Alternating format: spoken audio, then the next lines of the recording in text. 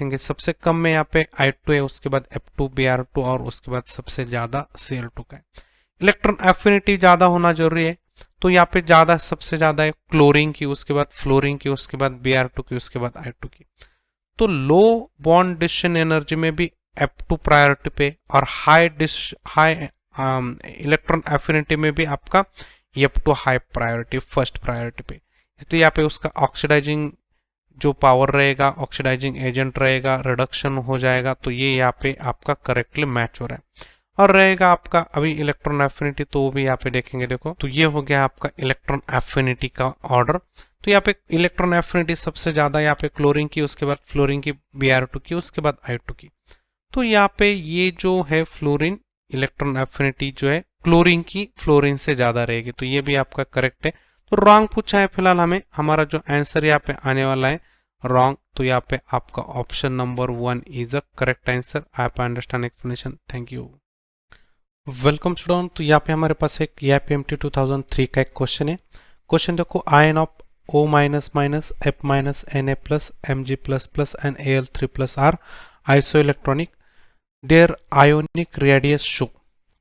तो यहाँ पे ये 4 स्पीसीज यहाँ पे हमें देख रखी है, 5 स्पीसीज यहाँ पे देख रखी है, और ये सब की सब स्पीसीज यहाँ पे आइसोइलेक्ट्रॉनिक है। देखो यहाँ पे हम इसको ड्रॉ करेंगे, तो आइसोइलेक्ट्रॉनिक का मतलब यहाँ पे सेम नंबर ऑफ इलेक्ट्रॉन है।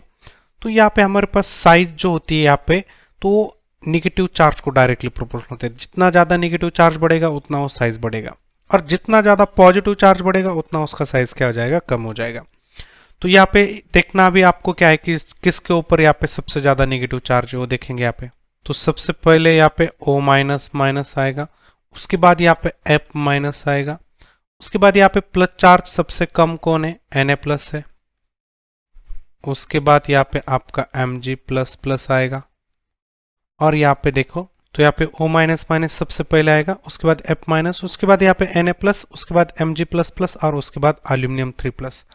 तो यहाँ पे साइज क्या होती जाएगी, घटती जाएगी। तो ऑक्सीजन से लेके एल्यूमिनियम 3 प्लस तक, यहाँ पे ऑक्सीजन माइनस माइनस से एल्यूमिनियम 3 प्लस तक साइज क्या हो जाएगी, कम होती जाएगी।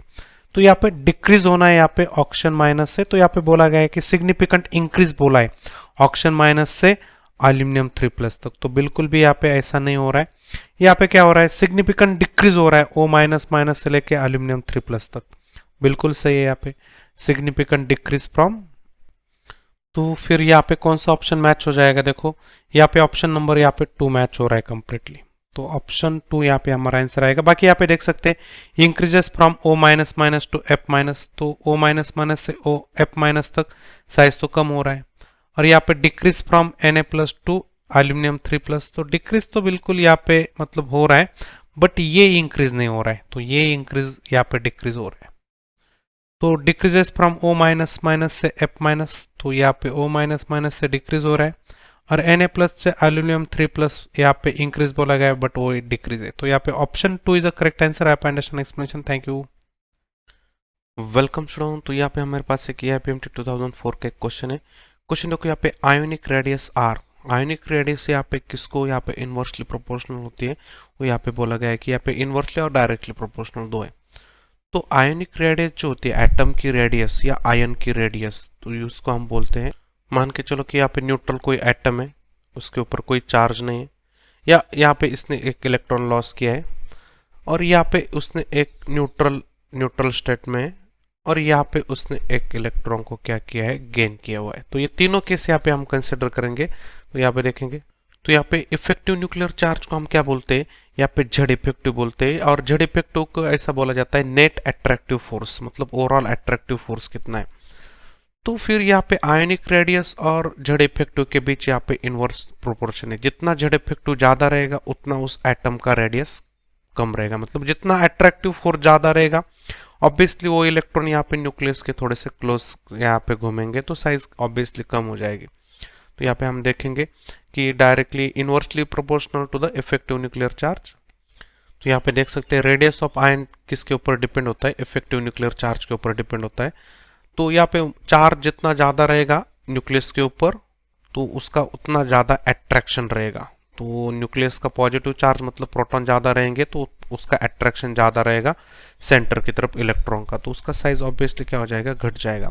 तो इसको यहाँ पे हम बोलते हैं R is inversely proportional Z effective या इफेक्टिव न्यूक्लियर चार्ज। तो हमारा आंसर क्या हो जाएगा अभी देखो, तो option number 1 is the correct answer. आप understand explanation, thank you. Welcome student, तो यहाँ पे हमारे पास एक EIPMT 2004 का एक क्वेश्चन है। क्वेश्चन देखो, लैंथेनॉइड्स आर, लैंथेनॉइड जो सीरीज होती है उसका यहाँ पे आपको पीरियड, ग्रुप, एटॉमिक नंबर कहाँ से कहाँ तक और किस सबसेल के अंदर फिलिंग होता है, ऐसा यहाँ पे पूछा गया है। तो चलो यहाँ पे लैंथेनॉइड सीरीज को समझते हैं और उसके साथ एक्टिनाइड सीरीज को भी हम यहाँ पे समझेंगे। तो यहाँ पे देख सकते हैं, यहाँ पे पीरियड नंबर जो है 6 यहाँ पे देख सकते हैं। पीरियड नंबर 6 के अंदर यहाँ पे जो लैंथेनम एलिमेंट है उसके बाद यहाँ पे क्या चालू हो जाती है, लैंथेनाइड सीरीज चालू हो जाती है। मतलब लैंथेनम एलिमेंट यहाँ पे डी ब्लॉक का है, बट उसके बाद के जो एलिमेंट है यहाँ पे एफ के अंदर जा रहे हैं। तो यहाँ पे देख सकते हैं ये जो 6 यहाँ पे उसका प्रिंसिपल क्वांटम नंबर है, या इसको यहाँ पे हम ऐसा बोलेंगे कि इसको पीरियड बोलेंगे। तो यहाँ पे देख सकते हैं 6th पीरियड रहेगा। एटॉमिक नंबर की बात करें तो यहाँ पे देख सकते हैं लैंथेनम का एटॉमिक नंबर 57 है। तो यहाँ पे एक्टिनाइड, यहाँ पे लैंथेनाइड सीरीज का पहला जो एलिमेंट है यहाँ पे देख सकते हैं, तो सीरियम, इसका एटॉमिक नंबर यहाँ पे 58 से चालू हो जाता है। तो 58 से एटॉमिक नंबर चालू हो जाएगा। टोटल 14 एलिमेंट यहाँ पे देख सकते हैं, टोटल 14 एलिमेंट है। तो कहाँ तक कहानी चलेगी, यहाँ पे 71 तक कहानी चलेगी। तो यहाँ पे इसको हम बोलते हैं लैंथेनाइड सीरीज, ठीक है। तो यहाँ पे आपका सीरियम से लेके लुटेटियम तक आपका लैंथेनाइड सीरीज रहेगा। उसके बाद यहाँ पे 7th पीरियड देख सकते हैं, उसके अंदर यहाँ पे जो एक्टिनम एलिमेंट है उसके बाद यहाँ पे एक्टिनाइड सीरीज चालू हो जाती है। तो यहाँ पे देखेंगे तो ये जो 7th पीरियड के अंदर की जो कहानी एक्टिनाइड की, वो यहाँ पे 90 से चालू हो जाती है सीरियम से, और लॉरेंसियम तक यहाँ पे खत्म हो जाती है, मतलब 103 तक यहाँ पे खत्म हो जाती है। तो ये रहेगी हमारी कौन सी सीरीज, इसको हम एक्टिनाइड सीरीज बोलते हैं। एक्टिनाइड बोलो या एक्टिनिड सीरीज बोलो, कोई दिक्कत वाली बात यहाँ पे नहीं है। तो चलो यहाँ पे लैंथेनाइड खाली पूछा है, तो लैंथेनाइड के अंदर हमें क्या समझना है, टोटल 14 एलिमेंट होते हैं, तो 4f के अंदर आने वाले हैं। तो यहाँ पे देख सकते हैं कि हमारा यहाँ पे 14 एलिमेंट रहेगा, पीरियड रहेगा आपका 6, तो यहाँ पे 14 एलिमेंट 6 पीरियड, एटॉमिक नंबर 90 तो बिल्कुल नहीं है। तो यहाँ पे 14 एलिमेंट 6 पीरियड, एटॉमिक नंबर 58 से चालू हो जाएगा, 78 तक यहाँ पे कहानी खत्म हो जाएगी। और यहाँ पे जो फिलिंग रहेगा यहाँ पे 4f सबशेल के अंदर रहेगा। तो यहाँ पे देख सकते हैं 4f, क्योंकि यहाँ पे प्रिंसिपल क्वांटम नंबर यदि 6 होता है तो उसके लिए f के लिए 4f होता है। तो यहाँ पे हमारा आंसर क्या हो जाएगा, option 4 is the correct answer. आप understand explanation, thank you. Welcome student, तो यहाँ पे हमारे पास एक EIPMT 2005 का एक क्वेश्चन है। क्वेश्चन देखो, which one of the following arrangement represent the correct order of electron gain enthalpy with negative sign of the given atomic species। तो इलेक्ट्रॉन गेन एंथैल्पी विथ उसका नेगेटिव साइन यहाँ पे consider करके हमें यहाँ पे बताना है। तो इलेक्ट्रॉन गेन एंथैल्पी का मतलब यहाँ पे सबसे पहले समझते हैं। देखो, इलेक्ट्रॉन गेन एंथैल्पी का मतलब होता है कोई आइसोलेटेड एटम है, उसके अंदर इलेक्ट्रॉन घुस जाता है शेल के अंदर, तो वहाँ पे उसके ऊपर नेगेटिव चार्ज आता है, तो उस समय यहाँ पे एक काइंड ऑफ एनर्जी क्या हो जाती है, रिलीज हो जाती है। तो उस केस में हम बोलते हैं डेल्टा HEG1 फर्स्ट, मतलब यहाँ पे पहला ही इलेक्ट्रॉन गेन हो रहा है। तो उस केस में यहाँ पे आपको वैल्यू क्या मिलेगी, नेगेटिव, मतलब एक्सोथर्मिक, मतलब एनर्जी बाहर जाएगी। तो सेम फॉर यहाँ पे आप बोल सकते हैं कि किसी भी, मतलब यहाँ पे नोबल गैस छोड़े तो किसी भी एटम के लिए आप पहला electron gain enthalpy always negative. तो यहाँ पे हम नोट लिखेंगे, तो फर्स्ट इलेक्ट्रॉन गेन एंथैल्पी किसी भी एलिमेंट के लिए यहाँ पे क्या रहेगी, नेगेटिव रहेगी, एक्सेप्ट यहाँ पे noble gas. Second electron gain enthalpy always positive रहेगी। सेकंड इलेक्ट्रॉन की एंथैल्पी क्या रहेगी, ऑलवेज पॉजिटिव रहेगी, क्योंकि ऑलरेडी एक इलेक्ट्रॉन उसके अंदर आ चुका है, नेगेटिव चार्ज बढ़ गया है, इसका मतलब यहाँ पे रिपल्शन होने वाला है। तो उस टाइम पे इलेक्ट्रॉन आपको ऐड करने के लिए एनर्जी देना पड़ेगा। नोबल गैस के लिए भी फिलहाल यहाँ पे आपको एनर्जी देना ही पड़ेगा। तो अभी यहाँ पे इनका ट्रेंड समझेंगे तो समझ में आएगा अभी यहाँ पे क्या हो रहा है। तो यहाँ पे देखो, ग्रुप 16 का यहाँ पे लिखा हुआ है, यहाँ पे ग्रुप 17 का लिखा हुआ है। तो 17 में यहाँ पे लेफ्ट राइट जैसे जाएंगे वैसे यहाँ पे क्या हो जाएगी, देखो, तो यहाँ पे इलेक्ट्रॉन गेन एंथैल्पी बढ़ जाती है। और टॉप टू बॉटम में देखा जाए तो यहाँ पे इलेक्ट्रॉन गेन एंथैल्पी है वो क्या हो जाती है, घट जाती है। थोड़ा सा फ्यू एक्सेप्शन है यहाँ पे। चलो यहाँ पे देखेंगे फ्लोरीन, क्लोरीन, ब्रोमीन, आयोडीन में यहाँ पे एक्सेप्शन है क्लोरीन। तो क्लोरीन की यहाँ पे इलेक्ट्रॉन क्या रहेगी, इलेक्ट्रॉन गेन एंथैल्पी सबसे ज्यादा रहेगी। सबसे ज्यादा एनर्जी यहाँ पे क्लोरीन वाली केस में रिलीज हो जाएगी जब इलेक्ट्रॉन ऐड हो जाएगा। तो यहाँ पे क्लोरीन हो गया ज्यादा उसके बाद यहाँ पे फ्लोरीन की नंबर आएगा, तो यहाँ पे इसका ऑर्डर लिखे तो फर्स्ट इलेक्ट्रॉन गेन एंथैल्पी हो गई। अभी ग्रुप 16 के लिए फर्स्ट इलेक्ट्रॉन गेन एंथैल्पी की बात करें तो सल्फर की हाईएस्ट है और ऑक्सीजन की लोएस्ट है। तो ये भी यहाँ पे समझना जरूरी है कि इस ग्रुप 16 में सबसे कम एनर्जी पूछा जाता है कहाँ पे रिलीज होती है, तो ऑक्सीजन के लिए रिलीज हो जाती है। तो फिलहाल यहाँ पे हमारा आंसर क्या आने वाला है देखो अभी। तो अभी यहाँ पे सबसे पहला यहाँ पे आपका क्लोरीन आएगा, उसके बाद यहाँ पे आपका क्या आएगा देखो, क्लोरीन के बाद फ्लोरीन का ही नंबर है, वैल्यू वाइज देख सकते हैं यहाँ पे -349.9, माइनस मतलब एनर्जी रिलीज हो रही है, यहाँ पे 333 है। उसके बाद यहाँ पे आपका नंबर आएगा किसका, सल्फर का 200। तो उसके बाद यहाँ पे आपका आएगा ऑक्सीजन, तो ऑक्सीजन का सबसे कम रहेगा। तो ऐसा कौन सा ऑप्शन यहाँ पे देख सकते हैं, तो chlorine, fluorine, sulphur, oxygen, option 4 is the correct answer. आप understand explanation, thank you. Welcome student. तो यहाँ पे हमारे पास एक IPMT 2005 का एक क्वेश्चन है। क्वेश्चन देखो यहाँ पे 4 successive member of the first row transition element are listed below with their atomic number, which one of them is expected to have highest third ionisation energy. तो यहाँ पे आपको 4 एलिमेंट दे के रखा है, तो यहाँ पे उनका हमें क्या समझना है, हाईएस्ट आयोनाइजेशन एनर्जी, मतलब सबके सब एलिमेंट एक ही पीरियड के अंदर के आने वाले, ठीक है। खाली इनका यहाँ पे ग्रुप क्या रहेगा, चेंज रहेगा। तो यहाँ पे समझेंगे इनका हाईएस्ट एनर्जी कहाँ पे रहेगा, आयोनाइजेशन। तो आयोनाइजेशन एनर्जी यहाँ पे 3 आयोनाइजेशन एनर्जी देके रखिए। यदि आइसोलेटेड एटम, न्यूट्रल एटम से एक इलेक्ट्रॉन को रिमूव करना है, तो फर्स्ट इलेक्ट्रॉन यहाँ पे रिमूव हो रहा है तो उसको फर्स्ट आयोनाइजेशन एनर्जी बोला जाएगा, आई फर्स्ट बोला जाएगा। उसके बाद वहां पे एक इलेक्ट्रॉन लॉस करने के बाद यदि वो दूसरा इलेक्ट्रॉन लॉस करना चाहता है तो उसके ऊपर 2 प्लस चार्ज आएगा, एक इलेक्ट्रॉन बाहर हो जाएगा, उसको सेकंड आयोनाइजेशन एनर्जी बोला जाएगा। और तीसरा है यहाँ पे कि उसने 2 इलेक्ट्रॉन ऑलरेडी लॉस किए हुए और एक इलेक्ट्रॉन वो लॉस करना चाहता है, तो उसके लिए हमें सफिशिएंट अमाउंट ऑफ एनर्जी देनी पड़ेगी और उसके लिए यहाँ पे थर्ड इलेक्ट्रॉन बाहर जाएगा, तो इसलिए हमने थर्ड आयोनाइजेशन एनर्जी बोला गया। तो थर्ड आयोनाइजेशन एनर्जी ज्यादा रहेगी सेकंड, उसके बाद, और सबसे कम यहाँ पे फर्स्ट आयोनाइजेशन एनर्जी रहेगी, क्योंकि यहाँ पे जितना पॉजिटिव चार्ज बढ़ेगा उतना वहां पे उस इलेक्ट्रॉन को रिमूव करने के लिए दिक्कत रहेगी, उतना ज्यादा एनर्जी आपको देना पड़ेगा। तो थर्ड, उसके बाद सेकंड, उसके बाद फर्स्ट। चलो यहाँ पे अभी 4 एलिमेंट को समझते हैं। तो यहाँ पे देख सकते हैं 4s2 3d3 यहाँ पे इलेक्ट्रॉनिक कंपोजिशन रहेगा वैनेडियम का। यहाँ पे फिलहाल 2 इलेक्ट्रॉन रहेंगे, देख सकते हैं। तो हमें यहाँ पे टोटल कितना, पहला, दूसरा और उसके बाद तीसरा इलेक्ट्रॉन लॉस करना है। तो यहाँ पे देखेंगे ये 2 इलेक्ट्रॉन लॉस हो जाएंगे, उसके बाद यहाँ पे 1 इलेक्ट्रॉन लॉस हो जाएगा, तो ये वैनेडियम 3+ बनेगा। तो चलो यहाँ पे वैनेडियम 3+ वाली कहानी बन गई, ठीक है। उसके बाद यहाँ पे सेकंड ऑप्शन यहाँ पे चेक करेंगे। अभी देखो तो यहाँ पे देख सकते हैं 4s2 3d5 यहाँ पे इलेक्ट्रॉन रहेगा, तो 4s2 के इलेक्ट्रॉन यहाँ पे लॉस हो जाएंगे। 4s2 के इलेक्ट्रॉन यदि लॉस हो जाए तो यहाँ पे आपका 3d हाफ फील्ड देख सकते हैं, तो इस केस में हाफ फील्ड, तीसरा इलेक्ट्रॉन यहाँ पे लॉस करना है तो बहुत ज्यादा एनर्जी देना पड़ेगा। तो यहाँ पे थर्ड इलेक्ट्रॉन यहाँ पे रिमूव करना है तो यहाँ पे आपको ज्यादा एनर्जी रिमूव करना पड़ेगा। तो यहाँ पे high amount of energy is required. तो इस केस में हमें इस इलेक्ट्रॉन को रिमूव करना है तो बहुत ज्यादा एनर्जी यहाँ पे देना पड़ेगा, तो यहाँ पे समझना है। तो यहाँ पे देख सकते हैं 4s1 क्रोमियम वाली केस में 4s1 3d5 इलेक्ट्रॉनिक कंपोजिशन रहेगा। इस वाली केस में यहाँ पे ये फर्स्ट इलेक्ट्रॉन लॉस हो जाएगा, उसके लिए सेकंड आयोनाइजेशन एनर्जी बहुत ज्यादा रहेगी, तो यहाँ पे हम बोलेंगे सेकंड आयोनाइजेशन एनर्जी यहाँ पे ज्यादा रहेगी। तो ये सेकंड इलेक्ट्रॉन रिमूव करने के लिए ज्यादा एनर्जी देनी पड़ेगी। उसके बाद यहाँ पे तीसरा इलेक्ट्रॉन रिमूव हो जाएगा, तीसरे की वो सेकंड से ज्यादा रहेगी, बट कंपेरेटिवली इसका सेकंड और इसका सेकंड में इसका सेकंड ज्यादा रहेगा, और कंपेरेटिवली इसका थर्ड और इसका थर्ड में इसका थर्ड आयोनाइजेशन एनर्जी ज्यादा रहेगा। तो चलो यहाँ पे हम बोलेंगे भाई इन तीनों में सबसे यहाँ पे आपका है Mn मैग्नीज, यहाँ पे उसका थर्ड आयोनाइजेशन एनर्जी ज्यादा रहेगा ड्यू टू द तीसरा इलेक्ट्रॉन हाफ फील्ड के अंदर आ रहा है।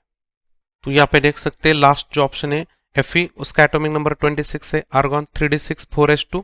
तो यहाँ पे 3 इलेक्ट्रॉन लॉस करना है, तो पहले तो ये 2 लॉस हो जाएंगे, देखो 4s2 के इलेक्ट्रॉन लॉस हो जाएंगे। उसके बाद यहाँ पे आपका तीसरा इलेक्ट्रॉन यहाँ पे हाफ फील्ड के बाद यहाँ पे 1 इलेक्ट्रॉन है, तो ये इलेक्ट्रॉन भी निकलने के लिए कोई दिक्कत वाली बात नहीं रहेगी। तो इसके 2 इलेक्ट्रॉन लॉस करने के बाद यहाँ पे जो तीसरा इलेक्ट्रॉन है यहाँ पे ये जो मतलब ये 6 नंबर का इलेक्ट्रॉन डी के अंदर का, बट यहाँ पे ओवरऑल जितने इलेक्ट्रॉन रिमूव हो रहे हैं, यहाँ पे इसके 2 इलेक्ट्रॉन रिमूव रहे थे और ये तीसरा इलेक्ट्रॉन रिमूव होने वाला है। तो यहाँ पे थर्ड आयोनाइजेशन एनर्जी जो रहे यहाँ पे कंपेरेटिवली टू यहाँ पे कम रहेगी। तो यहाँ पे कंपेरेटिव टू क्या रहेगी, कंपेयर टू मैग्नीज के कंपेरिजन में कम रहेगी। तो सबसे ज्यादा आपको आयोनाइजेशन एनर्जी कहाँ पे मिलेगी, देखो तो मैग्नीज वाली केस में यहाँ पे आयोनाइजेशन एनर्जी थर्ड कैसे रहेगी, सबसे ज्यादा रहेगी। तो यहाँ पे देख सकते मैग्नीज। यहाँ पे second option is the correct answer. I understand explanation, thank you. Welcome student. तो यहाँ पे हमारे पास एक एपीएमटी 2006 का एक क्वेश्चन है। क्वेश्चन देखो यहाँ पे, correct order of regarding the electronegativity of hybrid orbital of carbon is. Electronegativity बोला गया है, कार्बन का यहाँ पे हाइब्रिडाइजेशन देके रखा है और उस हाइब्रिडाइज कार्बन की इलेक्ट्रोनेगेटिविटी यहाँ पे हमें बतानी है। तो सबसे पहले ये जो इलेक्ट्रोनेगेटिविटी होती है वो किसके ऊपर डिपेंड होती है? तो इस हाइब्रिड कार्बन एटम की यहाँ पे जो इलेक्ट्रोनेगेटिविटी होती है वो किसके ऊपर डिपेंड होती है? एस कैरेक्टर से रिलेटेड होती है। तो एस कैरेक्टर जितना ज्यादा रहेगा उतना उसका यहाँ पे इलेक्ट्रोनेगेटिविटी ज्यादा रहेगा। तो एसपी एटम के अंदर यहाँ पे क्या होता है? एसपी के अंदर यहाँ पे आपका 50% एस होता है और 50% क्या होता है? आपका पी होता है। तो यहाँ पे आप देख सकते हैं एस कैरेक्टर अच्छा खासा है। उसके बाद sp2 के अंदर आप देखेंगे तो आपका यहाँ पे 33% क्या होता है? 33.3% एस होता है और बचा हुआ आपका क्या रहेगा? 66.67% आपका पी होता है। तो यहाँ पे एस कैरेक्टर घट गया, इसका मतलब इलेक्ट्रोनेगेटिविटी कम हो गया। उसके बाद यहाँ पे sp3 में आप देखेंगे तो यहाँ पे एस कैरेक्टर यहाँ पे देख सकते हैं 25% है, क्योंकि यहाँ पे टोटल 4 ऑर्बिटल में से एक ही ऑर्बिटल यहाँ पे एस है और 3 आपके यहाँ पे आपके पीके। तो 3 पीके, इसका मतलब यहाँ पे 75% हो गया। तो यहाँ पे देख सकते हैं एस कैरेक्टर यहाँ पे डिक्रीज हो रहा है, आप sp से लेके sp3 तक जा रहे हैं। तो इलेक्ट्रोनेगेटिविटी यहाँ पे सबसे ज्यादा sp की रहेगी, उसके बाद sp2, उसके बाद sp3। तो इलेक्ट्रोनेगेटिविटी यहाँ पे sp is greater then sp2 is greater then sp3। तो यहाँ पे थोड़ा सा आप एक रेंज थोड़ा सा बता देता हूँ आपको। यहाँ पे sp3 की यहाँ पे 2.5, तो यहाँ पे 0.2 से यहाँ पे इंक्रीज हो जाती है। तो यहाँ पे आप बोलेंगे 2.7 और यहाँ पे आप 2.9 के आसपास यहाँ पे थोड़ा बहुत यहाँ पे वेरिएशन मिलेगा। यहाँ पे कौन से ग्रुप उसको कनेक्ट है उसको उसके ऊपर भी ये वैल्यू डिपेंड है। तो ये थोड़ा सा अप्रोक्स वैल्यू यहाँ पे लिखा हुआ है आइडिया आने के लिए, 2.9, 2.7, 2.5। तो यहाँ पे आपको ऑप्शन कौन सा सही मिल रहा है? देखो sp के बाद sp2 और यहाँ पे sp, sp2, sp3, option number 3 is a correct answer. आप understand explanation, thank you. Welcome student. तो यहाँ पे हमारे पास एक एपीएमटी 2006 का एक क्वेश्चन है। क्वेश्चन देखो यहाँ पे, विच of the following is most basic oxide. तो यहाँ पे सबसे बेसिक ऑक्साइड कौन सा है? तो बेसिक ऑक्साइड का यहाँ पे कंसेप्ट क्या है कि यहाँ पे कम से कम ऑक्सीडेशन स्टेट होना जरूरी है और एटम की साइज बड़ा होना जरूरी है। तो वो पॉइंट यहाँ पे हम हाईलाइट करेंगे। जो ऑक्साइड होते हैं वहाँ पे मिनिमम ऑक्सीडेशन स्टेट यहाँ पे होना जरूरी है और उसका साइज बड़ा होना जरूरी है। तो चलो यहाँ पे ऑप्शन वाइज जाते हैं। यहाँ पे ऐसे की यहाँ पे ऑक्सीडेशन स्टेट की बात करें तो +4 आएगी। Al2O3 हमें पता है यहाँ पे क्या एम्फोटेरिक होता है।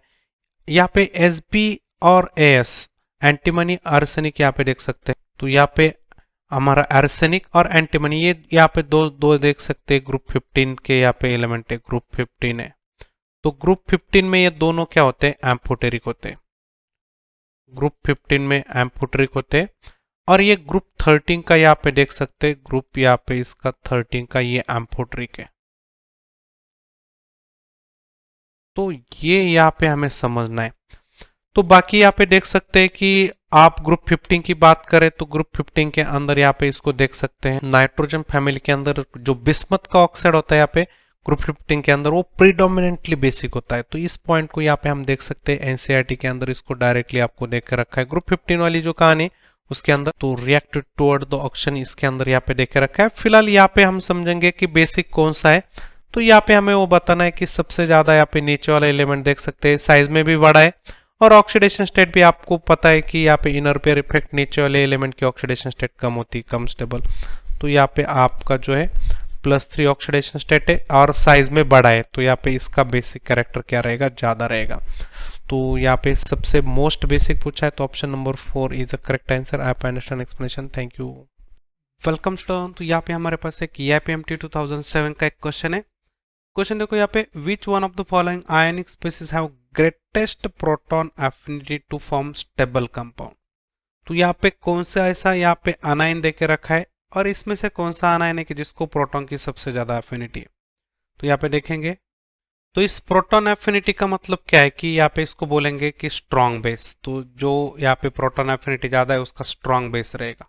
उसका कॉन्जुगेटेड बेस क्या रहेगा? बहुत ही स्ट्रॉन्ग रहेगा, बहुत ही यहाँ पे फटाक सा यहाँ पे H+ के ऊपर अटैक करेगा। देखिए यहाँ पे स्ट्रॉन्ग बेस की कहानी कैसे आइडेंटिफाई करनी है, तो इसको हम बोल सकते हैं इलेक्ट्रॉन रीच जो होते हैं यहाँ पे क्या करते हैं, अटैक ऑन H+, उसको हम यहाँ पे क्या बोलते हैं, बेस। तो फिर यहाँ पे H+ पे अटैक कौन करेगा, जिसका यहाँ पे इलेक्ट्रॉन रीच सेंटर यहाँ पे स्टेबल नहीं रहेगा, मतलब अनस्टेबल रहेगा। तो यहाँ पे सबके सब निगेटिव, इसका मतलब यहाँ पे जिसका भी नेगेटिव चार्ज अनस्टेबल रहेगा फिलहाल वो H+ पे अटैक करेगा। सीधी सी बात है, देखेंगे अभी।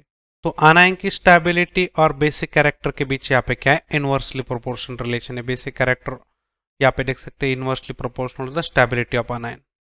अभी इसमें दो केस है, एक तो है लेफ्ट टू राइट और दूसरी है टॉप टू बॉटम, दोनों भी केस यहाँ पे समझेंगे। तो लेफ्ट टू राइट वाली कहानी क्या है कि नेगेटिव चार्ज यहाँ पे किस एटम के ऊपर होल्ड होगा, जिसकी इलेक्ट्रोनेगेटिविटी ज्यादा है।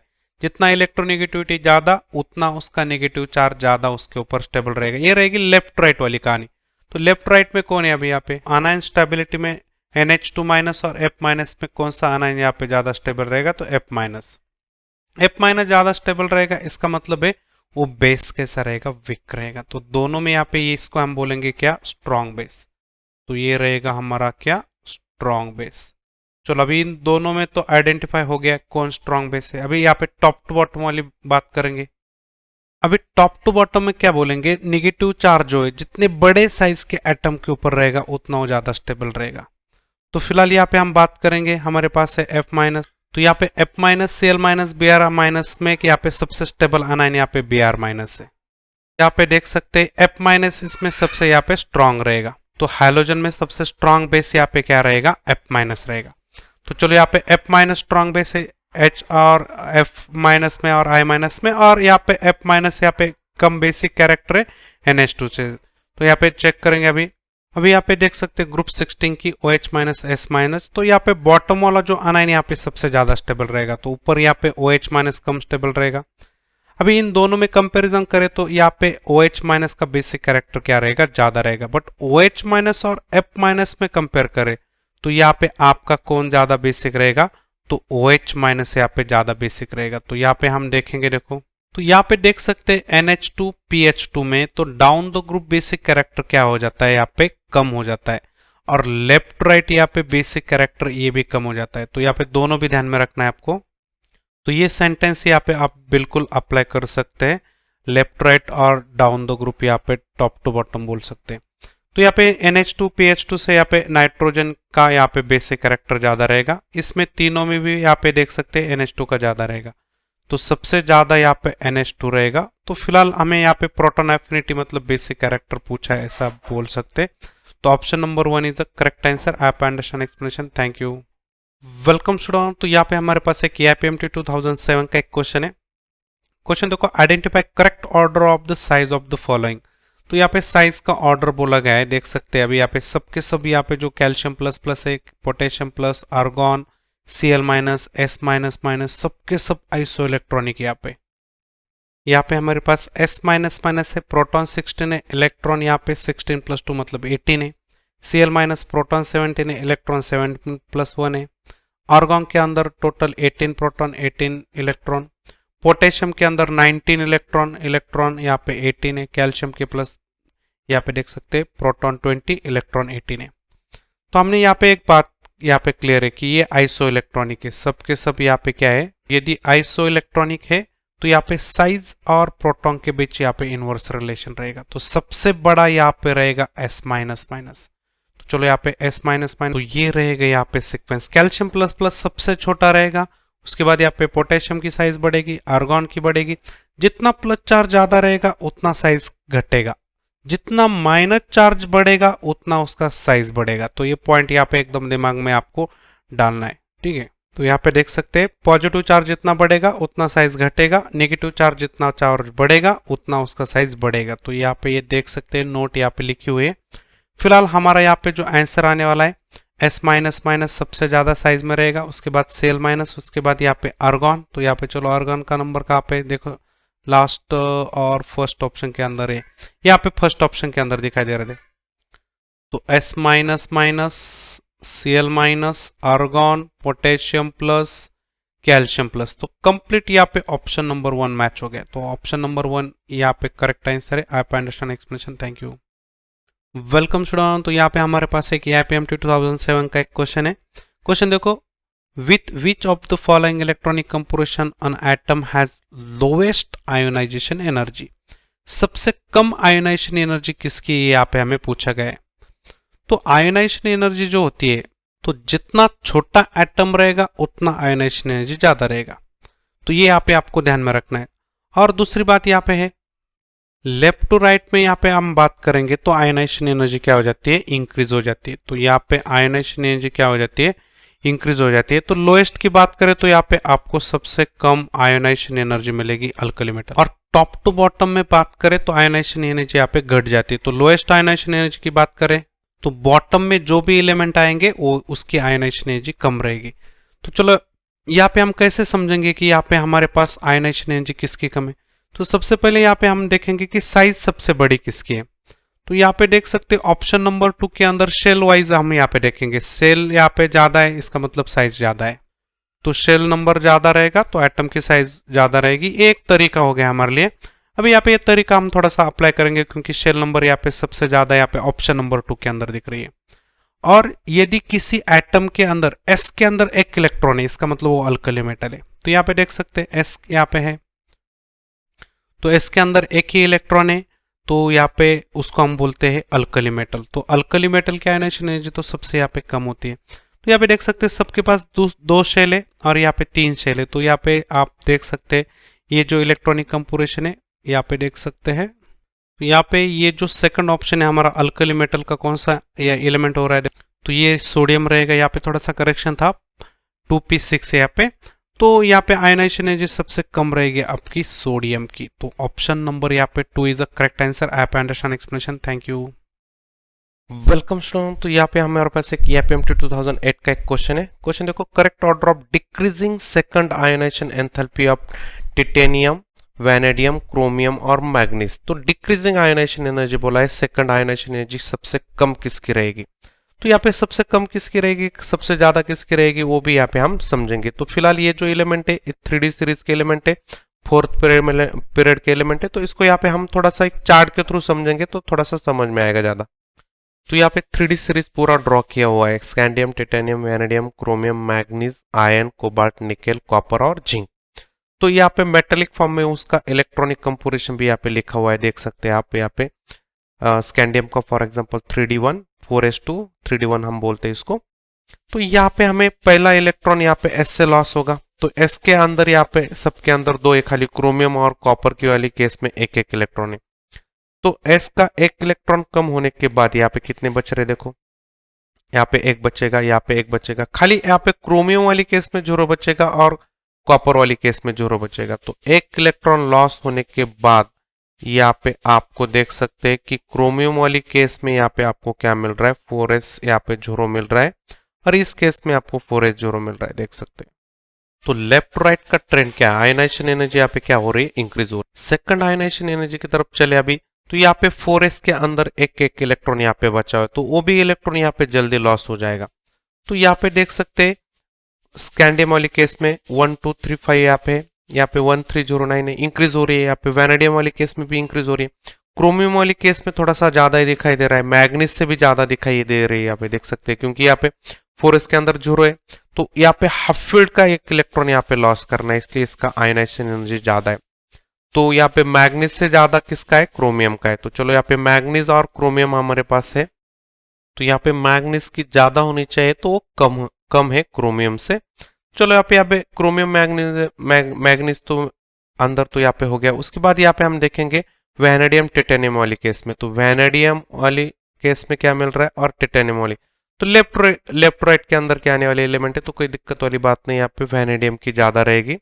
चलो यहाँ पे वैनेडियम की लिखेंगे। तो डिक्रीजिंग ऑर्डर मतलब यहाँ पे आपको हाईएस्ट आयोनाइजेशन एनर्जी लिखना है और यहाँ पे आपको लोएस्ट आयोनाइजेशन एनर्जी लिखना है। तो ये हो गया हमारा लोएस्ट आयोनाइजेशन एनर्जी। तो यहाँ पे हमारा आंसर कौन सा मैच होने वाला है, देखो यहाँ पे क्रोमियम की सबसे ज्यादा, उसके बाद मैग्नीज, उसके बाद वैनेडियम, उसके बाद टिटेनियम। तो यहाँ पे ऑप्शन 3 यहाँ पे कंप्लीटली क्या हो गया, यहाँ पे देख सकते हैं मैच हो गया। तो option 3 is the correct answer. आप understand explanation, thank you. Welcome student. तो यहाँ पे हमारे पास एक AIPMT 2009 का एक क्वेश्चन है। क्वेश्चन देखो यहाँ पे, among the element with following electronic configuration which one of them may have the highest ionization energy। तो यहाँ पे कौन सा इलेक्ट्रॉनिक कंपोजिशन है जिसके हाईएस्ट आयोनाइजेशन एनर्जी। तो सबसे पहले हम आयोनाइजेशन एनर्जी क्या होती है वो समझेंगे। आयोनाइजेशन एनर्जी एक ऐसी एनर्जी होती है कि जहाँ पे हमारा जो कोई आइसोलेटेड एटम है, यहाँ पे हमारे पास कोई आइसोलेटेड एटम है, मान के चलो कि ए एटम है हमारे पास, इसका इलेक्ट्रॉन यहाँ पे हमें क्या करना है, लॉस करना है। तो यहाँ पे ए प्लस और ये इलेक्ट्रॉन को हमें यहाँ पे बाहर निकालना है, मतलब इन्फिनिटी भेजना है। तो इसके लिए यहाँ पे हमें कुछ सर्टन अमाउंट ऑफ एनर्जी देनी पड़ेगी। तो ये एनर्जी यहाँ पे कुछ देनी पड़ रही है यहाँ पे इलेक्ट्रॉन को लूज करने के लिए। तो उस एनर्जी को हम कौन सी एनर्जी बोलते हैं, आयोनाइजेशन एनर्जी बोलते हैं। तो यदि वो इलेक्ट्रॉन टाइटली बाइंड रहेगा न्यूक्लियस से, उस सेल के अंदर न्यूक्लियस के साथ, तो उसका आयोनाइजेशन एनर्जी ज्यादा रहेगा, उसको ज्यादा एनर्जी सप्लाई करना पड़ेगा। यदि वो इलेक्ट्रॉन न्यूक्लियस से थोड़ा सा दूर है तो वो कम टाइटली बाइंड रहेगा, तो उसको निकालने के लिए कम एनर्जी देना पड़ेगा, तो वहां पे कम आयोनाइजेशन एनर्जी बोलेंगे। अभी फिलहाल यहाँ पे हमें बोला गया है कि हाईएस्ट आयोनाइजेशन एनर्जी। तो इस हाईएस्ट आयोनाइजेशन एनर्जी का मतलब क्या हो जाएगा, वो इलेक्ट्रॉन यहाँ पे न्यूक्लियस के साथ ज्यादा टाइटली बाइंड है। तो टाइटली बाइंड है, इस लोग को लूज करने के लिए यहाँ पे ज्यादा एनर्जी देनी पड़ेगी। तो यहाँ पे देखेंगे तो लास्ट का इलेक्ट्रॉन यहाँ पे टाइटली बाइंड होता है न्यूक्लियस के साथ। तो एटम जितना छोटा रहेगा उतना आयोनाइजेशन एनर्जी ज्यादा रहेगी। तो यहाँ पे ये भी क्लियर कर। तो इसमें यहाँ पे हम बड़ा कौन है देखेंगे, तो यहाँ पे जिसका शेल नंबर ज्यादा रहेगा उतना उसका साइज यहाँ पे ज्यादा रहेगा। तो यहाँ पे आर्गॉन वाली जो केस है, आर्गॉन 3d10 4s2 3p3, यहाँ पे देखेंगे सबसे बड़ा ये हो जाएगा सेकंड, और सबसे छोटा यहाँ पे देखेंगे तीसरी शेल यहाँ पे सबसे कम है। तो यहाँ पे देख सकते हैं ऐसे 3 ऑप्शन है यहाँ पे तीसरी शेल के। तो यहाँ पे देख सकते हैं फर्स्ट, थर्ड एंड फोर्थ। तो यहाँ पे ये जो तीनों यहाँ पे ऑप्शन है इसको हम यहाँ पे थोड़ा ड्रॉ करेंगे। तो इस केस में देख सकते हैं एक है हमारे पास एल्यूमिनियम, सिलिकॉन, फास्फोरस। तो लेफ्ट राइट वाले एलिमेंट है, तो लेफ्ट राइट डेफिनेटली यहाँ पे देख सकते हैं आयनाइजेशन एनर्जी इंक्रीज हो रही है। इसके अंदर थोड़े बहुत एक्सेप्शन आएंगे आपको, बट यहाँ पे एक्सेप्शन वाली कोई भी केस इंक्लूड नहीं है। तो चलो यहाँ पे देखेंगे, बात करेंगे कि यहाँ पे ये जो आपका फास्फोरस है इसके अंदर हाफ फील्ड हो चुका है। यहाँ पे देख सकते हैं न्यूक्लियर चार्ज भी यहाँ पे लेफ्ट राइट इंक्रीज हो रहा है, जेड इफेक्टिव भी यहाँ पे लेफ्ट राइट इंक्रीज हो रहा है, हाफ फील्ड भी हो रहा है। तो यहाँ पे इसलिए इसका इलेक्ट्रॉन निकालने के लिए सबसे ज्यादा एनर्जी देनी पड़ेगी। फिलहाल ये जो सेकंड ऑप्शन है ये फास्फोरस का यहाँ पे नीचे वाला एलिमेंट है, डाउन द ग्रुप यहाँ पे देख सकते हैं top to bottom ionization energy decrease होती है। तो यहाँ पे हमारा करेक्ट जो आंसर यहाँ पे आने वाला है option number 4 is a correct answer. I have understand explanation, thank you. Welcome student. तो यहाँ पे हमारे पास एक EIPMT 2009 का एक क्वेश्चन है। क्वेश्चन देखो, among the following which is strongest oxidising agent. तो स्ट्रॉन्गेस्ट ऑक्सीडाइजिंग एजेंट मतलब यहाँ पे उसको इलेक्ट्रॉन को क्या करना है, गेन करना है। तो यहाँ पे सबसे जल्दी इलेक्ट्रॉन गेन कौन करेगा, स्ट्रॉन्गेस्ट ऑक्सीडाइजिंग एजेंट कौन रहेगा। और हमारे पास यहाँ पे ऑप्शन है ग्रुप यहाँ पे आपके 17 के हैलोजन। तो चलो यहाँ पे ऑक्सीडाइजिंग एजेंट किस किस फैक्टर के ऊपर डिपेंड होता है वो यहाँ पे देखेंगे। तो ये स्ट्रेंथ ऑफ ऑक्सीडाइजिंग एजेंट जो होता है वो किसके ऊपर डिपेंड होता है, रिडक्शन पोटेंशियल। तो सबसे पहले ऑक्सीडाइजिंग एजेंट का मतलब है आपको रिडक्शन करना है। तो रिडक्शन करना है इसका मतलब हमें रिडक्शन पोटेंशियल देखना है। तो रिडक्शन पोटेंशियल में आप देख सकते हैं F2 की वैल्यू सबसे ज्यादा है।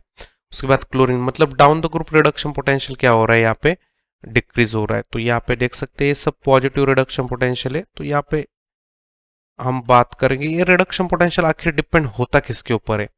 तो ये 3 फैक्टर के ऊपर डिपेंड होता है। सबसे पहले तो ये F2 का जो बॉन्ड है, हैलोजन बॉन्ड जल्दी टूटना चाहिए। तो लो बॉन्ड डिस्ट्रीब्यूशन एनर्जी होना बहुत जरूरी है, क्योंकि बॉन्ड टूटेगा ही नहीं तो इलेक्ट्रॉन गेन कहां से करेगा। तो यहाँ पे बॉन्ड टूटने में सबसे जल्दी बॉन्ड टूट जाता है I2 का, और उसके बाद नंबर आता है F2 का। आपको पता है F2 का बॉन्ड डिसोसिएशन और I2 का बॉन्ड डिसोसिएशन में ज्यादा डिफरेंस नहीं है। तो यहाँ पे आप देख सकते हैं F2 का अच्छा खासा जल्दी बॉन्ड ब्रेक हो रहा है।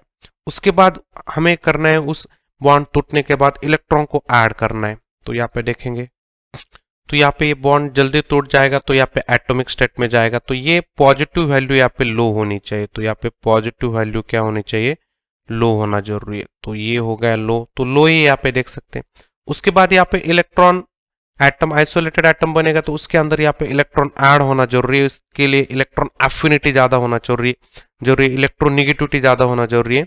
तो फिर यहाँ पे आपका इलेक्ट्रॉन गेन हो जाएगा। तो उस केस में एक सर्टन अमाउंट ऑफ ज्यादा एनर्जी रिलीज होना जरूरी है। तो क्लोरीन के बाद यहाँ पे फ्लोरीन की एनर्जी क्या हो रही है, रिलीज हो रही है। तो यहाँ पे मोर नेगेटिव होना चाहिए। तो यहाँ पे ये वैल्यू मोर नेगेटिव। और यहाँ पे एक बार माइनस चार्ज बन गया तो उसको पानी के अंदर डालने के बाद उसका यहाँ पे हाइड्रेशन एनर्जी मतलब उसके अराउंड सराउंड में वाटर के मॉलिक्यूल ज्यादा यहाँ पे बाइंड होने चाहिए। तो यहाँ पे वो छोटा आनायन है तो उस केस में हम हाइड्रेशन एनर्जी क्या बोलते हैं, ज्यादा बोलते हैं। तो यहाँ पे मोर पॉजिटिव होना बहुत जरूरी है। तो ये तीनों भी केस यहाँ पे फ्लोरीन वाली केस में फेवरेबल है, इसलिए यहाँ पे तीनों का यहाँ पे फेवरेबल यहाँ पे है। तो फिर यहाँ पे इसका जो पोटेंशियल आता है रिडक्शन पोटेंशियल वो ज्यादा हो जाता है। तो यहाँ पे देख सकते हैं हाईएस्ट यहाँ पे पोटेंशियल है, रिडक्शन पोटेंशियल यहाँ पे ज्यादा है। तो रिडक्शन पोटेंशियल यहाँ पे क्या है, ज्यादा हो, इसलिए यहाँ पे उसका यहाँ पे ऑक्सीडाइजिंग एजेंट जो है वो स्ट्रेंथ ऑफ ऑक्सीडाइजिंग एजेंट ज्यादा है या स्ट्रॉन्गेस्ट ऑक्सीडाइजिंग एजेंट है। तो फिर यहाँ पे हमारा जो आंसर बनने वाला है option number 2 F2 is a strongest oxidising agent. तो यहाँ पे हमारा option 2 is a correct answer. आप understand explanation, thank you. Welcome student. तो हमारे पास एक EIP-MT 2009 और एम्स 2017 के अंदर पूछा गया एक क्वेश्चन है। क्वेश्चन देखो, which of the following oxide is not expected to react with sodium hydroxide. कौन सा ऐसा ऑक्साइड है कि जो सोडियम हाइड्रोक्साइड के साथ रिएक्ट नहीं हो रहा है। तो सोडियम हाइड्रोक्साइड का नेचर हम यहाँ पे देखें तो NaOH एक बेसिक नेचर का है और वो बेस ऑलवेज किसके साथ रिएक्ट होता है, यहाँ पे या तो एसिड के साथ रिएक्ट होता है और वो या तो एम्फोटेरिक के साथ रिएक्ट होता है। तो यहाँ पे देखेंगे एम्फोटेरिक और एसिड होना बहुत जरूरी है, बट वो बेस के साथ बिल्कुल रिएक्ट नहीं करेगा। तो बेस के साथ कभी केमिकल रिएक्शन नहीं करता है। तो चलो यहाँ पे हम समझेंगे कि यहाँ पे बेसिक कौन सा है और एम्फोटेरिक एसिडिक कौन सा है। तो यहाँ पे देख सकते हैं BOA जो है एम्फोटेरिक NCERT के अंदर इसको आप ऑक्साइड एंड हाइड्रोक्साइड के अंदर आप देख सकते हैं ग्रुप 2 के अंदर इसको दिया हुआ है, ठीक है। और यहाँ पे B2O3 और SiO2, B2O3 एसिडिक है, इसका भी रेफरेंस NCERT के अंदर group 13 reactive towards the air के अंदर देके रखा है। और कैल्शियम ऑक्साइड यहाँ पे ग्रुप 2 के अंदर यहाँ पे है कि ग्रुप 2 के सब एलिमेंट यहाँ पे बेसिक नेचर के होते हैं, एक्सेप्शन यहाँ पे BO, ये भी यहाँ पे सेंटेंस देके रखा है। तो यहाँ पे कैल्शियम ऑक्साइड बेसिक नेचर का है तो इसके साथ यहाँ पे इसकी रिएक्शन नहीं होगी बेस के साथ, बाकी यहाँ पे एम्फोटेरिक एसिड के साथ रिएक्शन होगी। तो यहाँ पे हमारा option 3 is the correct answer. आप understand explanation, thank you. Welcome student. तो यहाँ पे हमारे पास एक EIP-MT 2010 का एक क्वेश्चन है। क्वेश्चन देखो, correct order of decreasing ionic radii among the following isoelectronic species. तो आइसोइलेक्ट्रॉनिक स्पेसिस है तो इस केस में हम क्या बोल सकते हैं। तो यहाँ पे देख सकते हैं S minus minus Cl minus K plus calcium plus plus, सबके अंदर इलेक्ट्रॉन 18 है। प्रोटॉन का नंबर यहाँ पे आप देख सकते हैं कैल्शियम वाले केस में सबसे ज्यादा है और सबसे कम प्रोटॉन यहाँ पे क्या है, सल्फर के पास है। तो इलेक्ट्रॉन और प्रोटॉन यहाँ पे डिफरेंस है। तो जहां पे आपका ज्यादा डिफरेंस आएगा वहां पे आपका क्या आएगा, साइज में भी यहाँ पे देख सकते हैं। तो इस केस में हम ऐसा भी बोलेंगे कि निगेटिव चार्ज ज्यादा रहेगा तो फिर इस केस में साइज बढ़ेगी, पॉजिटिव चार्ज यहाँ पे इंक्रीज हो जाएगा तो साइज घटेगी। आइसो इलेक्ट्रॉनिक वाली केस है। तो दूसरा पॉइंट यहाँ पे और एक हाईलाइट करेंगे, यदि आइसो इलेक्ट्रॉनिक केस है तो प्रोटॉन का नंबर जहां पे ज्यादा रहेगा, जहां पे प्रोटॉन का नंबर क्या रहेगा, ज्यादा रहेगा, वहां पे साइज कम रहेगा। तो इसका मतलब है साइज और प्रोटॉन के नंबर में यहाँ पे इनवर्सली प्रोपोर्शनल रिलेशन रहेगा यदि हम आइसो इलेक्ट्रॉनिक वाली केस देख रहे हैं। तो यहाँ पे सबसे यहाँ पे डिक्रीजिंग आयोनिक रेडियस बोला है। तो डिक्रीजिंग आयोनिक रेडियस मतलब सबसे बड़ा यहाँ पे कौन है वो देखना है। तो सबसे बड़ा यहाँ पे देख सकते हैं, यहाँ पे सबसे बड़ा रहेगा S माइनस, तो ये रहेगा यहाँ पे देख सकते हैं S minus minus Cl minus K plus calcium plus plus. तो यहाँ पे डिक्रीजिंग ऑर्डर बोला है तो यहाँ पे सबसे बड़ा, यहाँ पे सबसे छोटा। तो ये ऑर्डर यहाँ पे कहाँ पे दिखाई दे रहा है, देखो S minus minus Cl minus K plus calcium plus plus. तो यहाँ पे कैल्शियम प्लस का सबसे ज्यादा पॉजिटिव चार्ज है, सबसे छोटा वही रहेगा। सल्फर के ऊपर सबसे ज्यादा चार्ज है माइनस, तो वो सबसे बड़ा रहेगा। तो option 3 is the correct answer. I understand explanation, thank you. Welcome student. तो यहाँ पे हमारे पास एक EIP-MT 2010 का एक क्वेश्चन है। क्वेश्चन देखो, among the following which one has highest cation to anion size ratio. तो यहाँ पे देख सकते हो ये रेशो हाईएस्ट आने के लिए हमें कैटायन बड़ा होना जरूरी है, आनायन छोटा होना जरूरी है। तो चलो यहाँ पे हम देखते हैं सबसे बड़ा कैटायन कौन सा है अभी। तो यहाँ पे हमने अल्कली मेटल लिखा हुआ है। टॉप टू बॉटम वाली केस में यहाँ पे आपको पता है साइज इंक्रीज हो रही है। और यहाँ पे हमने हैलोजन के हैलाइड्स लिखे हुए F minus Cl minus Br minus I minus. तो यहाँ पे डाउन द ग्रुप साइज क्या हो रही है, इंक्रीज हो रही है। तो यहाँ पे हमें ऊपर में कैटायन चाहिए और नीचे में आनायन चाहिए।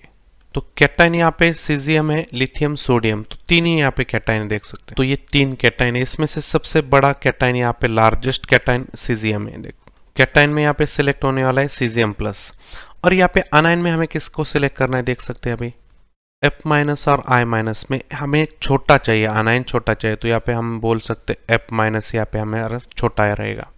तो यहाँ पे F माइनस सिलेक्ट हो जाएगा, यहाँ से आपका सीजियम सिलेक्ट हो जाएगा। चलो अभी ये दोनों का रेशियो यहाँ पे हम लिखेंगे, देखो हाईएस्ट रेशियो हमें यहाँ पे सीजियम फ्लोराइड वाले केस में मिलेगा। तो ऑप्शन यहाँ पे हमारा जो है second option number 2 is a correct answer. I have understand explanation, thank you.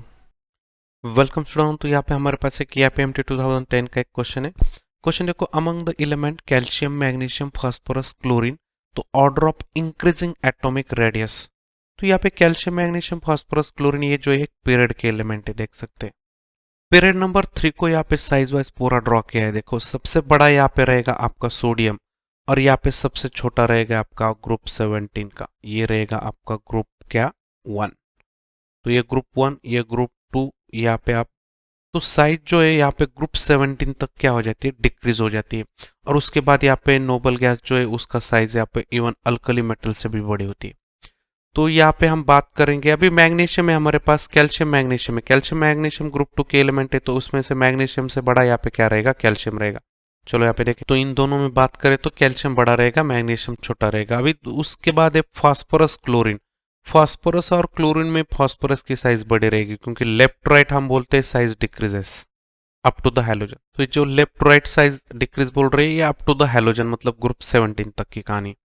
अभी यहाँ पे हम फास्फोरस सल्फर में कंपेयर करें तो यहाँ पे फास्फोरस की साइज बड़ी रहेगी, सल्फर की साइज कम रहेगी, सल्फर की भी और क्लोरीन की भी। तो फास्फोरस क्लोरीन है हमारे पास, phosphorus is greater than chlorine, तो सबसे छोटा यहाँ पे क्लोरीन रहेगा। उसके बाद यहाँ पे आपका फास्फोरस आएगा और उसके बाद मैग्नीशियम, उसके बाद कैल्शियम। तो ये ट्रेंड इस तरह से रहेगा। तो इंक्रीजिंग एटॉमिक रेडियस यहाँ पे इस तरह से रहेगी कुछ, देखो क्लोरीन, उसके बाद फास्फोरस, उसके बाद मैग्नीशियम और उसके बाद कैल्शियम। तो यहाँ पे हमारा कहाँ पे आंसर दिखाई दे रहा है, देखो तो ऑप्शन नंबर 2 यहाँ पे कंप्लीटली मैच हो रहा है। देखो ऑप्शन नंबर 2 के साथ यहाँ पे हमारा ऑप्शन कंप्लीट मैच हो रहा है। तो option number 2 is a correct answer. I understand explanation, thank you. Welcome student, तो यहाँ पे हमारे पास एक KPMT 2010 का एक क्वेश्चन है। क्वेश्चन देखो, which of the following represent the correct order of increasing electron gain enthalpy with negative sign for the element of oxygen, sulphur, fluorine और क्लोरीन। तो 4 एलिमेंट है, इसमें से हमें यहाँ पे देखना क्या है कि इंक्रीजिंग ऑर्डर में यहाँ पे इलेक्ट्रॉन गेन एंथैल्पी सबसे ज्यादा किसकी रहेगी, सबसे कम किसकी रहेगी, विथ नेगेटिव साइन। तो यहाँ पे हम देखते हैं, अभी सॉल्व करेंगे इसको। तो इलेक्ट्रॉन गेन एंथैल्पी का मतलब यहाँ पे हमें सबसे पहले समझना है कि कोई आइसोलेटेड एटम है, उसके अंदर इलेक्ट्रॉन ऐड हो रहा है और उसके बाद यहाँ पे उसके ऊपर नेगेटिव चार्ज आ रहा है और वो एनर्जी लॉस कर रहा है। तो फिर यहाँ पे हम बोलेंगे इलेक्ट्रॉन गेन एंथैल्पी जो है वो नेगेटिव है। नेगेटिव मतलब एक्सोथर्मिक प्रोसेस है। बट पहला इलेक्ट्रॉन गेन होने के बाद जब सेकंड, थर्ड, फोर्थ कोई भी इलेक्ट्रॉन उसके बाद गेन करे तो वहां पे एनर्जी गेन होती है, एब्जॉर्ब होती है, मतलब एंडोथर्मिक प्रोसेस होती है। तो इस केस में हम बोलेंगे पॉजिटिव होती है। तो सेकंड हो या थर्ड हो, उसके बाद की कोई भी हो, आपको इलेक्ट्रॉन गेन एंथैल्पी क्या ध्यान में रखनी है, पॉजिटिव। और पॉजिटिव दूसरी केस, तो पॉजिटिव ये वाली एक केस हो गई। पॉजिटिव वाली दूसरी वाली केस है कि नोबल गैस है, इलेक्ट्रॉन पहले से ऐड हो रहा है, पहला इलेक्ट्रॉन ऐड हो रहा है, तो यहाँ पे आपका एनर्जी एब्जॉर्ब होगा, यहाँ पे भी आपकी इलेक्ट्रॉन गेन एंथैल्पी पॉजिटिव रहेगी। तो 2 केस में आपकी इलेक्ट्रॉन गेन एंथैल्पी पॉजिटिव होने लगी। एक तो पहला आइसोलेटेड इलेक्ट्रॉन, दूसरा ऐड हो रहा है किसी आयन के अंदर, तो उस केस में हम बोलेंगे इलेक्ट्रॉन गेन एंथैल्पी पॉजिटिव। और नोबल गैस वाली केस में, उसके बाद यहाँ पे कोई भी केस हो, फर्स्ट इलेक्ट्रॉन जब गेन करेगा तो एनर्जी ऑलवेज रिलीज होगी। तो ये पॉइंट यहाँ पे आप एकदम क्लियर करना है। तो यहाँ पे आपको 2 ट्रेंड मिलेंगे, एक लेफ्ट राइट का एक ट्रेंड मिलेगा जहां पे आपकी एनर्जी ज्यादा रिलीज हो रही है नोबल गैस छोड़े तो, और डाउन द ग्रुप देखा जाए तो आपकी इलेक्ट्रॉन गेन एंथैल्पी क्या हो जाती है, लेस नेगेटिव हो जाती है। थोड़ा सा एक्सेप्शन आपको मिलेगा, तो एक्सेप्शन भी थोड़ा सा हम देखेंगे, बट ये 2 ट्रेंड अभी यहाँ पे हम देख सकते हैं। अभी यहाँ पे 2 ग्रुप का हमने इलेक्ट्रॉन गेन एंथैल्पी लिखा है विथ साइन। तो इस साइन का मतलब है, नेगेटिव साइन का मतलब एनर्जी क्या हो रही है, रिलीज हो रही है। तो सबसे ज्यादा यहाँ पे देख सकते हैं लेफ्ट राइट में इंक्रीज हो रही है, मतलब सबसे ज्यादा यहाँ पे किसकी रहेगी, हैलोजन की। पॉजिटिव छोड़े तो यहाँ पे नेगेटिव वाली केस में कंसिडर करें तो ग्रुप 17 की सबसे ज्यादा रहेगी। तो फ्लोरीन की यहाँ पे सबसे ज्यादा रहेगी। तो यहाँ पे देख सकते हैं हमारे पास जो एलिमेंट है फ्लोरीन है, क्लोरीन है। तो फ्लोरीन के बाद यहाँ पे है आपका क्लोरीन। तो क्लोरीन के डाउन द ग्रुप यहाँ पे इलेक्ट्रॉन गेन एंथैल्पी डिक्रीज हो रही है, यहाँ पे क्लोरीन का एक्सेप्शन है। तो क्लोरीन वाली केस में यहाँ पे आपको सबसे हाईएस्ट मिलेगी 1 नंबर, उसके बाद फ्लोरीन में मिलेगी। तो यहाँ पे हम लिखेंगे, या हमारे पास यहाँ पे जो एलिमेंट है वो सबसे पहले यहाँ पे हम लिखेंगे, इंक्रीजिंग ऑर्डर में लिखना है तो यहाँ पे हमें पहले सबसे कम लिखना पड़ेगा। तो मैं यहाँ पे सबसे ज्यादा क्लोरीन वाली लिख रहा हूँ, उसके बाद यहाँ पे फ्लोरीन वाली यहाँ पे देख सकते हैं। उसके बाद यहाँ पे ग्रुप 16 में सबसे हाईएस्ट सल्फर की होती है और सबसे लोएस्ट ऑक्सीजन की होती है। तो यहाँ पे हम लिखेंगे यहाँ पे लोएस्ट वैल्यू यहाँ पे। तो उस ग्रुप में कौन ज्यादा है कौन कम है वो यहाँ पे हमने लिखा हुआ है। तो क्लोरीन के बाद फ्लोरीन के बाद यहाँ पे सबसे लोएस्ट ऑक्सीजन की रहेगी, तो यहाँ पे ऑक्सीजन सबसे कम लिखेंगे और ऑक्सीजन से ज्यादा किसकी रहेगी, यहाँ पे सल्फर की रहेगी। तो यहाँ पे हम ट्रेंड बनाएंगे अभी। तो ये देख सकते हैं ये ट्रेंड रहेगा। तो हमारा जो आंसर यहाँ पे आने वाला है अभी देख सकते हैं। तो यहाँ पे आंसर कौन सा आएगा, क्लोरीन, उसके बाद फ्लोरीन, उसके बाद सल्फर, उसके बाद ऑक्सीजन। तो option number 2 is the correct answer. I understand explanation, thank you. Welcome student. तो यहाँ पे हमारे पास एक AIPMT 2011 का एक क्वेश्चन है। क्वेश्चन देखो, what is the value of electron gain enthalpy of Na plus if I first, मतलब ionisation energy first of sodium is 5.1 electron volt. तो इस सेंटेंस का मतलब यहाँ पे हम समझ, तो आयोनाइजेशन एनर्जी का मतलब ऐसा होता है कि यहाँ पे आइसोलेटेड एटम है गैस स्टेट में, और इसका यहाँ पे जो वैलेंस इलेक्ट्रॉन है उसको निकालने के लिए हम जो भी एनर्जी बाहर से देते हैं उस एनर्जी को यहाँ पे हम क्या बोलते हैं, आयोनाइजेशन एनर्जी बोलते हैं। मतलब इस इलेक्ट्रॉन को कंप्लीटली उस एटम से निकाल देना, उस शेल से निकाल देना, तो इसका मतलब वो इलेक्ट्रॉन कंप्लीटली बाहर हो जाएगा और यहाँ पे आपका क्या बनेगा, कैटायन बनेगा। तो ये कैटायन मतलब एक आयन बनेगा। तो आयन बनने के लिए जो भी एनर्जी हम देते हैं उसको हम आयोनाइजेशन एनर्जी बोलते हैं। तो यहाँ पे नेक्स्ट प्रोसेस देख सकते हैं कि सोडियम प्लस यहाँ पे इलेक्ट्रॉन गेन करेगा, तो फिर यहाँ पे एक एनर्जी बाहर जाएगी। मतलब ऊपर वाली प्रोसेस से यहाँ पे अपोजिट प्रोसेस है। ऊपर वाले में हम एनर्जी दे रहे, इलेक्ट्रॉन निकल रहे, अभी यहाँ पे हम इलेक्ट्रॉन ऐड कर रहे तो एनर्जी बाहर जाएगी। सिंपल सी बात है यहाँ पे। तो यहाँ पे कितनी एनर्जी बाहर जाएगी, जितने हमने सप्लाई किए ऊपर उतना ही बाहर जाएगा। तो यहाँ पे आपने सप्लाई कितना किया हुआ है एनर्जी का, यहाँ पे देख सकते हैं। तो ऊपर से हमने यहाँ पे सप्लाई कितना किया है, 5.1 इलेक्ट्रॉन वोल्ट इतना सप्लाई किया है। आइसोलेटेड एटम था, न्यूट्रल एटम था। अभी यहाँ पे कैटायन है, कैटायन के अंदर इलेक्ट्रॉन गया तो या फिर यहाँ पे आपका आइसोलेटेड यहाँ पे गैस बनेगा और यहाँ पे एनर्जी बाहर जाएगी। तो यहाँ पे एनर्जी कितना बाहर जाएगा, 5.1 इलेक्ट्रॉन वोल्ट। तो ऊपर वाली केस में हमारे लिए पॉजिटिव रहेगा वैल्यू, यहाँ पे हम बोलेंगे नेगेटिव रहेगा। तो इस केस में हम बोलेंगे इलेक्ट्रॉन गेन एंथैल्पी। तो यहाँ पे रिलीज हो रही है, यहाँ पे इसलिए माइनस बोलेंगे, -5.1 इलेक्ट्रॉन वोल्ट। यहाँ पे हमारा इलेक्ट्रॉन गेन हो रहा है इसलिए इसको इलेक्ट्रॉन गेन एंथैल्पी। तो यहाँ पे माइनस रहेगा। तो यहाँ पे आंसर हमारा क्या रहेगा, देखो option number first is the correct answer. आप understand explanation, thank you. Welcome student. तो यहाँ पे हमारे पास एक AIPMT 2012 का एक क्वेश्चन है। क्वेश्चन देखो यहाँ पे, identified the wrong statement in the following. तो यहाँ पे हमें एक रॉन्ग स्टेटमेंट देखना है।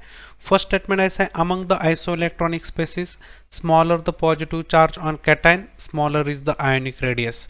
तो यहाँ पे जो भी स्टेटमेंट है यहाँ पे देख सकते हैं, आइसोइलेक्ट्रॉनिक स्पेसिस के केस में नेगेटिव चार्ज आनायन के ऊपर ज्यादा रहेगा तो साइज ज्यादा रहेगी। तो ये हर एक स्टेटमेंट का यहाँ पे हम देखेंगे। देखो तो यहाँ पे एक बात देख सकते हैं कि यदि पॉजिटिव चार्ज, ये सब यहाँ पे पहली वाली जो केस है ये आइसोइलेक्ट्रॉनिक देख सकते हैं। तो यहाँ पे दो बातें देखो, प्रोटॉन यहाँ पे पॉजिटिव चार्ज बढ़ेगा तो साइज यहाँ पे कम हो जाएगी और नेगेटिव चार्ज बढ़ेगा तो साइज यहाँ पे बढ़ेगी। तो ये दो बातें यहाँ पे ध्यान में रखना है आइसोइलेक्ट्रॉनिक वाली कोई भी केस हो तो यहाँ पे फर्स्ट स्टेटमेंट के अंदर ऐसा बोला है कि smaller is the positive charge छोटा है, तो यहाँ पे आप बोल सकते हैं कैटायन की साइज जो है यहाँ पे छोटी रहेगी। तो यहाँ पे क्या बात है, तो ये उल्टा स्टेटमेंट है। यहाँ पे देखो पॉजिटिव चार्ज यहाँ पे छोटा है, +1 है, बट एटम की साइज बड़ी है। क्योंकि यहाँ पे स्टेटमेंट क्या है, पॉजिटिव चार्ज यहाँ पे बढ़ेगा तो साइज घटेगी। यहाँ पे पॉजिटिव चार्ज बढ़ रहा है तो यहाँ पे इन तीनों में सबसे यहाँ पे बड़ा कौन रहेगा, सोडियम रहेगा, उसके बाद यहाँ पे मैग्नीशियम रहेगा। तो फर्स्ट स्टेटमेंट यहाँ पे एक रॉन्ग स्टेटमेंट हो जाएगा, क्योंकि छोटा पॉजिटिव चार्ज है इसका मतलब उसका साइज बड़ा रहेगा।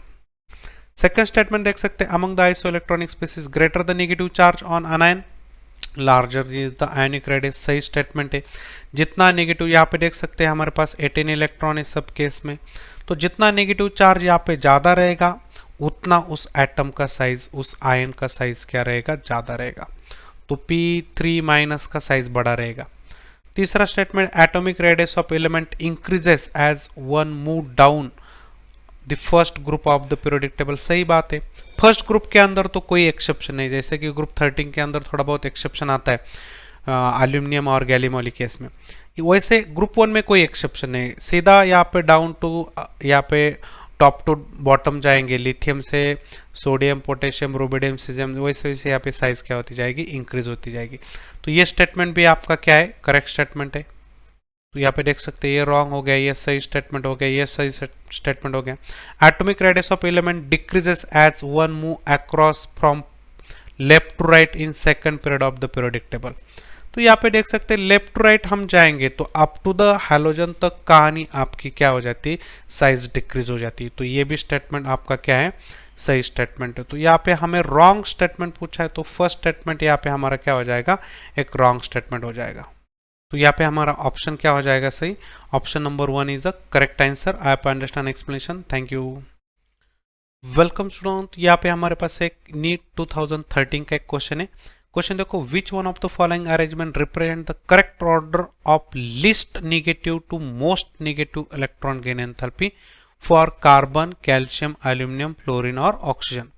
तो कम इलेक्ट्रॉन गेन एंथैल्पी से ज़्यादा more negative electron gain enthalpy तक हमें यहाँ पे जाना है।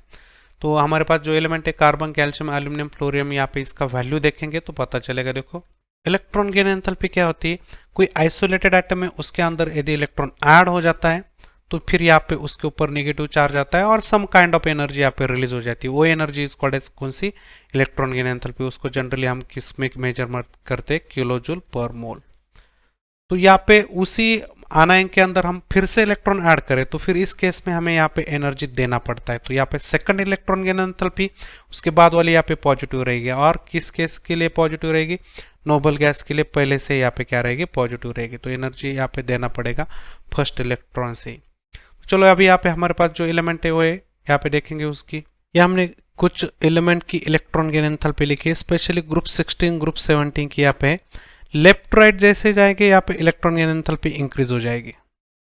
तो लेफ्ट राइट में हम क्या बोलेंगे, लेस नेगेटिव बोलेंगे, और डाउन द ग्रुप में लेफ्ट राइट में मोर नेगेटिव बोलेंगे, क्योंकि यहाँ पे ज्यादा एनर्जी रिलीज हो रही है।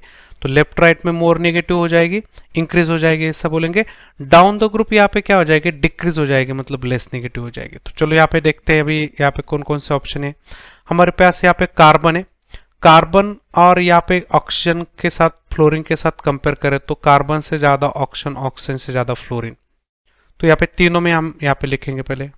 उसके बाद यहाँ पे एल्यूमिनियम है और यहाँ पे कैल्शियम है। तो डाउन द ग्रुप डिक्रीज हो रही है, लेफ्ट राइट इंक्रीज हो रही है। तो यहाँ पे बेरिलियम मैग्नीशियम से ज्यादा, यहाँ पे कम कैल्शियम की रहेगी, और यहाँ पे मैग्नीशियम से ज्यादा किसकी रहेगी, एल्यूमिनियम की रहेगी। तो फिर यहाँ पे कम है, यहाँ पे ज्यादा है, तो फिर एल्यूमिनियम कैल्शियम में कंपेयर करें तो एल्यूमिनियम की इलेक्ट्रॉन गेन एंथैल्पी ज्यादा रहेगी, मतलब मोर नेगेटिव रहेगी। तो सबसे लीस्ट नेगेटिव यहाँ पे रहेगी कैल्शियम की।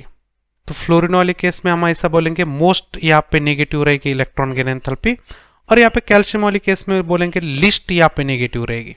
तो यहाँ पे मोस्ट नेगेटिव में फ्लोरीन, लिस्ट नेगेटिव में कैल्शियम। तो यहाँ पे ऑप्शन देखेंगे, यहाँ पे फ्लोरीन यहाँ पे सबसे पहले होना है, कैल्शियम यहाँ पे सबसे लास्ट होना है। तो यहाँ पे एक ही ऑप्शन मैच हो रहा है। देखो फ्लोरीन यहाँ पे सबसे यहाँ पे ज्यादा है और कैल्शियम यहाँ पे सबसे कम में, लेस नेगेटिव में। तो यहाँ पे एक ही ऑप्शन मैच हो रहा है। ऑप्शन नंबर 4 इज अ, यहाँ पे देख सकते हैं correct answer. I understand explanation, thank you. Welcome student, तो यहाँ पे हमारे पास एक एपीएमटी 2014 का एक क्वेश्चन है। क्वेश्चन देखो, which of the following order of ionic radius is correctly represented. तो यहाँ पे करेक्टली रिप्रेजेंटेड ऑर्डर यहाँ पे हमें पूछा है। तो यहाँ पे देख सकते हैं ऑप्शन वाइज यहाँ पे हम जाएंगे। हाइड्रोजन का एक, sodium, fluorine, oxygen minus minus. चलो यहाँ पे हर एक ऑप्शन को यहाँ पे डिस्कस करेंगे। देखो यहाँ पे देख सकते हैं चारों ऑप्शन का यहाँ पे हमने लिखा हुआ है। फर्स्ट ऑप्शन के अंदर है H माइनस, H और H प्लस। तीनों में यहाँ पे इलेक्ट्रॉन का नंबर अलग अलग है, फिलहाल प्रोटॉन यहाँ पे सेम है। तो यदि यहाँ पे हमारे पास ई प्रोटॉन का नंबर सेम है तो, प्रोटॉन का नंबर सेम है तो आपको देखना है किसके अंदर इलेक्ट्रॉन ज्यादा है। जिसके अंदर इलेक्ट्रॉन ज्यादा रहेगा उसका साइज बड़ा रहेगा, सिंपल सी बात है। इलेक्ट्रॉन का नंबर बढ़ जाता है तो साइज बढ़ जाता है, यदि प्रोटॉन सेम है तो यहाँ पे सबसे बड़ा कौन रहेगा, H माइनस। मतलब क्या है, यहाँ पे H के अंदर एक खुद का अपना इलेक्ट्रॉन और एक दूसरे से एक इलेक्ट्रॉन उधारी पे लिया है तो 2 इलेक्ट्रॉन हो जाएंगे। यहाँ पे न्यूट्रल है, यहाँ पे एक इलेक्ट्रॉन लॉस किया है, लॉस होने के बाद साइज कम हो जाती है। तो यहाँ पे देख सकते हैं कि if proton is same then H minus, उसके बाद न्यूट्रल, उसके बाद H प्लस। तो यहाँ पे देख सकते हैं H माइनस न्यूट्रल हाइड्रोजन और H प्लस। तो ये यहाँ पे आपका क्या हो रहा है, कंप्लीटली करेक्ट है। तो उन्होंने करेक्ट रिप्रेजेंटेशन ही बोला है, तो बाकी हम खाली फॉर्मेलिटी के लिए चेक करेंगे। Na plus F minus O minus minus. फिलहाल इन तीनों में देखा जाए कि यहाँ पे सोडियम प्लस के अंदर भी इलेक्ट्रॉन 10 है, एक इलेक्ट्रॉन लॉस हो चुका है, 11 इलेक्ट्रॉन में से एक कम हो गया तो 10 रहेगी। यहाँ पे आपका क्या है, 9 इलेक्ट्रॉन होते, 9 के अंदर एक एडिशन हो गया 10, 8 इलेक्ट्रॉन होते ऑक्सीजन के अंदर, 2 एडिशन हो गया 10। तो इलेक्ट्रॉन तो यहाँ पे सबके अंदर 10 है, इसका मतलब आइसो इलेक्ट्रॉनिक है। आइसो इलेक्ट्रॉनिक के अंदर हमें पता है कि यहाँ पे क्या साइज यहाँ पे प्रोटॉन के नंबर को इनवर्सली प्रोपोर्शनल होती है। तो सबसे ज्यादा प्रोटॉन सबसे कम साइज, सबसे कम साइज, सबसे कम प्रोटॉन सबसे ज्यादा साइज। तो O माइनस माइनस की साइज ज्यादा रहेगी, उसके बाद F माइनस, उसके बाद यहाँ पे Na प्लस। तो यहाँ पे देख सकते हैं यहाँ पे बिल्कुल भी रॉन्ग रिप्रेजेंटेशन है, O माइनस माइनस सबसे ज्यादा होना जरूरी था। चलो यहाँ पे ऑप्शन थर्ड के लिए जाएंगे, F minus O minus minus Na plus. इसमें यहाँ पे हम वही ट्रेंड है, ये जो यहाँ पे ऑप्शन 2 के अंदर लगा हुआ है, O माइनस माइनस सबसे एक नंबर पे रहेगा, उसके बाद F माइनस, उसके बाद Na प्लस। तो यहाँ पे भी आपको एक थोड़ा सा गलत रिप्रेजेंटेशन देखने को मिल रहा है। तो यहाँ पे O माइनस माइनस प्रायोरिटी पे होना चाहिए, तो ये भी रॉन्ग हो गया। फिर उसके बाद फोर्थ ऑप्शन यहाँ पे देखेंगे, एल्यूमिनियम 3 प्लस, मैग्नीशियम 2 प्लस और नाइट्रोजन 3 माइनस। प्रोटॉन का देखा जाए तो यहाँ पे 13, 12, 7 है और इलेक्ट्रॉन यहाँ पे सबके केस में सेम है। 13 में से 3 लॉस हो गए, 10 बचे, 12 में से 2 लॉस हो गए, 10 बचे, और 7 प्लस 3 10। तो यहाँ पे 10 इलेक्ट्रॉन है, तो यहाँ पे देख सकते हैं इलेक्ट्रॉन मैच हो गए कंप्लीट, तीनों के तीनों आइसो इलेक्ट्रॉनिक है। आइसो इलेक्ट्रॉनिक के लिए फंडा यहाँ पे बिल्कुल क्लियर है, साइज और प्रोटॉन के बीच इनवर्सली प्रोपोर्शनल है। तो यहाँ पे आपको सबसे ज्यादा प्रोटॉन, सबसे कम उसका साइज, जितना पॉजिटिव चार्ज ज्यादा रहेगा उतना उसका साइज कम रहेगा, जितना नेगेटिव चार्ज ज्यादा रहेगा उतना उसका साइज बढ़ेगा। तो नाइट्रोजन फर्स्ट नंबर पे और यहाँ पे उसके बाद मैग्नीशियम, उसके बाद एल्यूमिनियम। तो कंप्लीट उल्टा यहाँ पे शो किया है, तो ये भी रॉन्ग रहेगा। तो हमारे यहाँ पे करेक्ट ऑप्शन देखना था, तो यहाँ पे देख सकते हैं करेक्ट रिप्रेजेंटेशन बोला गया है। तो हमारे लिए ऑप्शन क्या रहेगा, option number 1 is a correct answer. आप understand explanation, thank you. Welcome student. तो यहाँ पे हमारे पास एक EIPMT 2014 का एक क्वेश्चन है। क्वेश्चन देखो, beryllium plus plus is iso electronic with which of the following ions. Beryllium plus plus यहाँ पे किसके साथ आइसो इलेक्ट्रॉनिक में, यहाँ पे हमें बताना है। चलो यहाँ पे आइसो इलेक्ट्रॉनिक का मतलब यहाँ पे समझते हैं। तो इस आइसो इलेक्ट्रॉनिक का मतलब होता है सेम नंबर ऑफ इलेक्ट्रॉन जिसके अंदर हो, मतलब वो स्पीसीज को हम आइसो इलेक्ट्रॉनिक बोलते हैं। तो बेरिलियम प्लस प्लस के अंदर यहाँ पे देख सकते हैं प्रोटॉन 4 है, न्यूट्रॉन यहाँ पे बात करें, इलेक्ट्रॉन की बात करें तो यहाँ पे देख सकते हैं कि 4 प्रोटॉन और 4 इलेक्ट्रॉन होते हैं, बट 2 इलेक्ट्रॉन लॉस हो चुके हैं। तो 4 में से 2 इलेक्ट्रॉन गए तो बचेंगे 2 इलेक्ट्रॉन। तो 4 प्रोटॉन 2 इलेक्ट्रॉन, तो 2 इलेक्ट्रॉन वाली बात यहाँ पे हमें करना है। तो फिर यहाँ पे H प्लस के अंदर देख सकते हैं H प्लस ने अपना 1 इलेक्ट्रॉन लॉस किया है, बचेगा कितना, 0। लिथियम प्लस के अंदर यहाँ पे देख सकते हैं 3 प्रोटॉन 3 इलेक्ट्रॉन, उसमें से 1 कम हो गया तो बचेगा 2। सोडियम प्लस के अंदर देख सकते हैं 10 इलेक्ट्रॉन है, Mg प्लस प्लस के अंदर 10 इलेक्ट्रॉन है। तो बात क्या हो गया अभी, तो यहाँ पे बेरिलियम प्लस प्लस में और लिथियम प्लस में क्या हो गया, सेम नंबर ऑफ इलेक्ट्रॉन हो गए, 2 2 इलेक्ट्रॉन यहाँ पे। तो फिर यहाँ पे हमारा आंसर क्या होने वाला है, देखो लिथियम प्लस यहाँ पे हमारा आंसर होने वाला है। Option 2 is a correct answer. आप understand explanation, thank you. Welcome student. तो यहाँ पे हमारे पास एक EIPMT 2014 का एक क्वेश्चन है। क्वेश्चन देखो, acidity of diprotonic acid in aqueous solution increases in order. तो यहाँ पे एसिडिटी हमें पूछा है, यहाँ पे डाइप्रोटिक एसिड है सबके सब, पानी के अंदर डालने के बाद यहाँ पे किसकी एसिडिटी यहाँ पे ज्यादा रहेगी, ये यहाँ पे हमें एक ट्रेंड यहाँ पे आपको देखना है। तो ऑप्शन के थ्रू हम यहाँ पे जाएंगे, जो भी यहाँ पे एलिमेंट दिख रहे हैं, यहाँ पे सल्फर, सेलेनियम, टेलोरियम, यहाँ पे सेंट्रल एटम दिख रहे हैं। तो यहाँ पे एक ग्रुप 16 की बात यहाँ पे हो रही है। चलो यहाँ पे ग्रुप 16 के हाइड्राइड यहाँ पे देखेंगे, तो यहाँ पे एलिमेंट देख सकते हैं अभी। तो सेंट्रल एटम की साइज यहाँ पे क्या हो रही है, इंक्रीज हो रही है। यहाँ पे देखो टॉप टू बॉटम जाएंगे तो यहाँ पे सेंट्रल एटम की साइज क्या हो रही है, इंक्रीज हो रही है।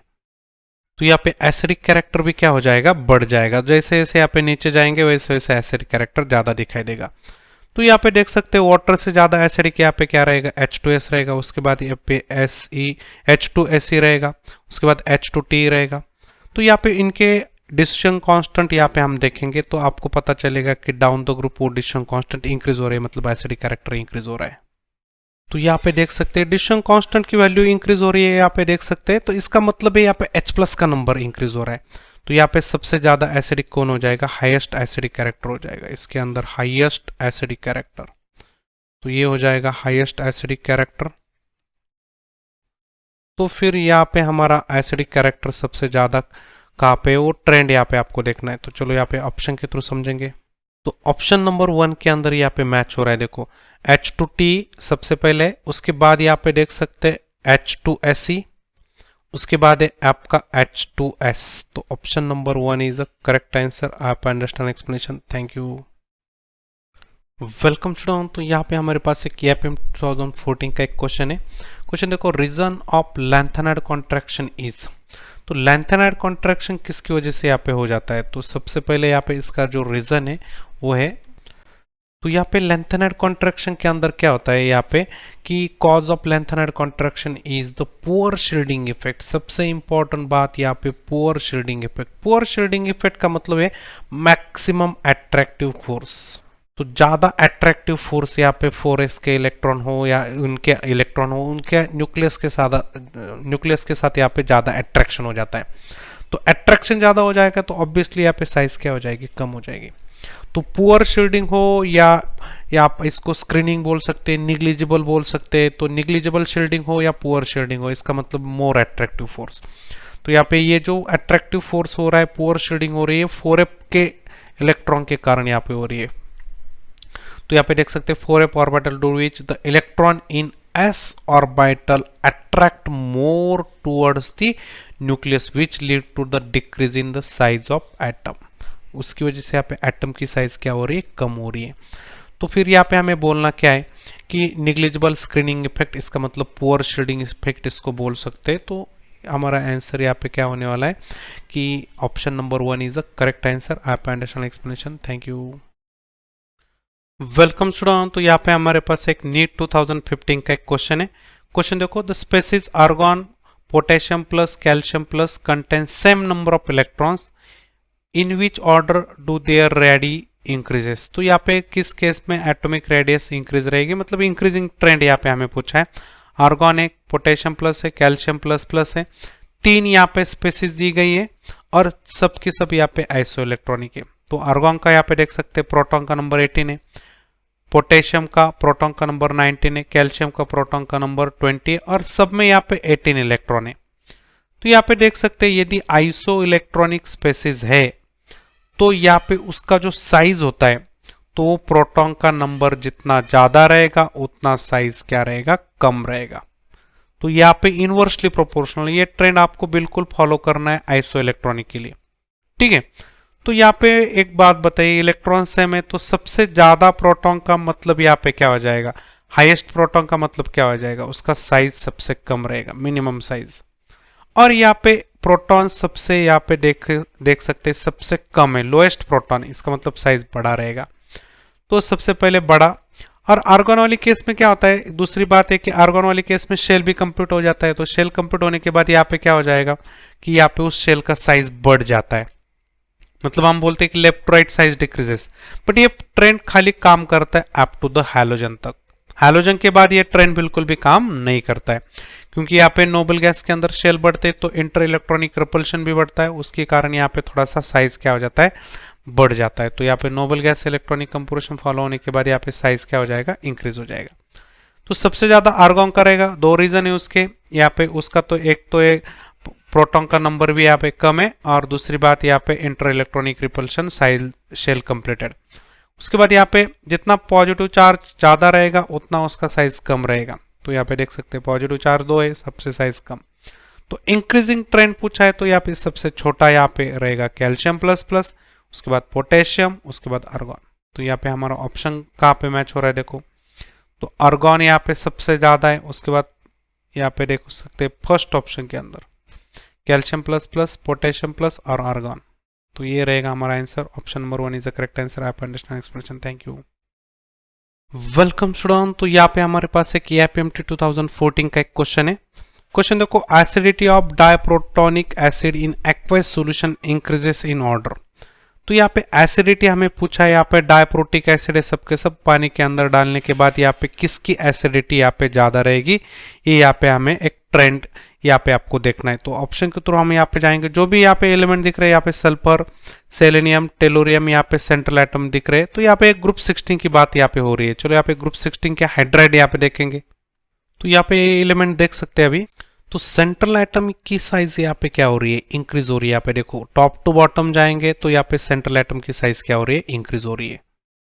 तो यहाँ पे एसिडिक कैरेक्टर भी क्या हो जाएगा, बढ़ जाएगा। जैसे जैसे यहाँ पे नीचे जाएंगे वैसे वैसे एसिडिक कैरेक्टर ज्यादा दिखाई देगा। तो यहाँ पे देख सकते हो वाटर से ज्यादा एसिडिक यहाँ पे क्या रहेगा, H2S रहेगा, उसके बाद यहाँ पे H2SE रहेगा, उसके बाद H2T रहेगा। तो यहाँ पे इनके डिसीजन कांस्टेंट यहाँ पे हम देखेंगे तो आपको पता चलेगा कि डाउन द ग्रुप वो डिसीजन कांस्टेंट इंक्रीज हो रही है, मतलब एसिडिक कैरेक्टर इंक्रीज हो रहा है। तो यहाँ पे देख सकते हैं डिसीजन कांस्टेंट की वैल्यू इंक्रीज हो रही है, यहाँ पे देख सकते हैं। तो इसका मतलब है यहाँ पे H+ का नंबर इंक्रीज हो रहा है। तो यहाँ पे सबसे ज्यादा एसिडिक कौन हो जाएगा, हाईएस्ट एसिडिक कैरेक्टर हो जाएगा इसके अंदर, हाईएस्ट एसिडिक कैरेक्टर। तो ये हो जाएगा हाईएस्ट एसिडिक कैरेक्टर।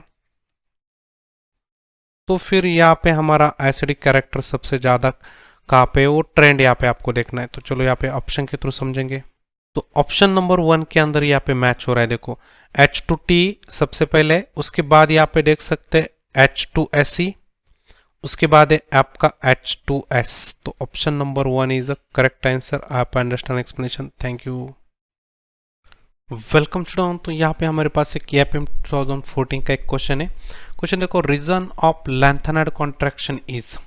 तो लैंथेनाइड कॉन्ट्रैक्शन किसकी वजह से यहाँ पे हो जाता है, तो सबसे पहले यहाँ पे इसका जो रीजन है वो है, तो यहाँ पे लैंथेनाइड कॉन्ट्रैक्शन के अंदर क्या होता है यहाँ पे कि cause of lanthanide contraction is the poor shielding effect. सबसे इंपॉर्टेंट बात यहाँ पे poor shielding effect. Poor shielding effect का मतलब है मैक्सिमम अट्रैक्टिव फोर्स। तो ज्यादा अट्रैक्टिव फोर्स यहाँ पे 4s के इलेक्ट्रॉन हो या उनके इलेक्ट्रॉन हो, उनके न्यूक्लियस के साथ यहाँ पे ज्यादा अट्रैक्शन हो जाता है।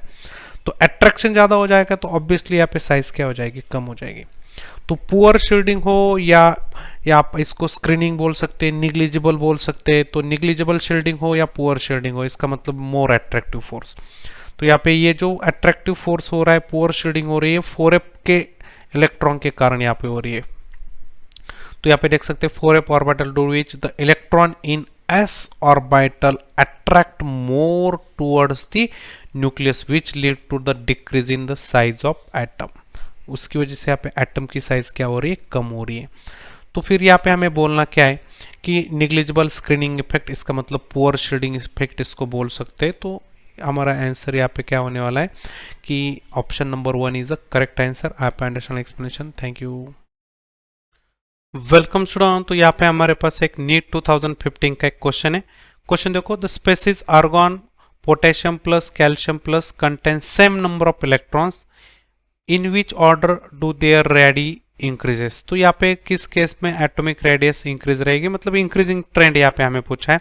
आर्गॉन है, पोटेशियम प्लस है, कैल्शियम प्लस प्लस है, 3 यहाँ पे स्पेसीज दी गई है और सब की सब यहाँ पे आइसो इलेक्ट्रॉनिक है। तो आर्गॉन का यहाँ पे देख सकते हैं प्रोटॉन का नंबर 18 है, पोटेशियम का प्रोटॉन का नंबर 19 है, कैल्शियम का प्रोटॉन का नंबर 20 है और सब में यहाँ पे 18 इलेक्ट्रॉन है।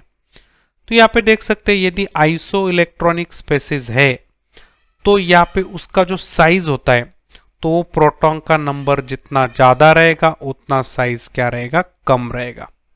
तो यहाँ पे इनवर्सली प्रोपोर्शनल, ये ट्रेंड आपको बिल्कुल फॉलो करना है आइसो इलेक्ट्रॉनिक के लिए, ठीक है।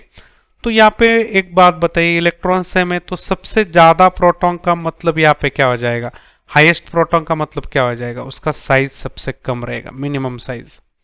और यहाँ पे प्रोटॉन सबसे यहाँ पे देख सकते हैं सबसे कम है, लोएस्ट प्रोटॉन, इसका मतलब साइज बड़ा रहेगा।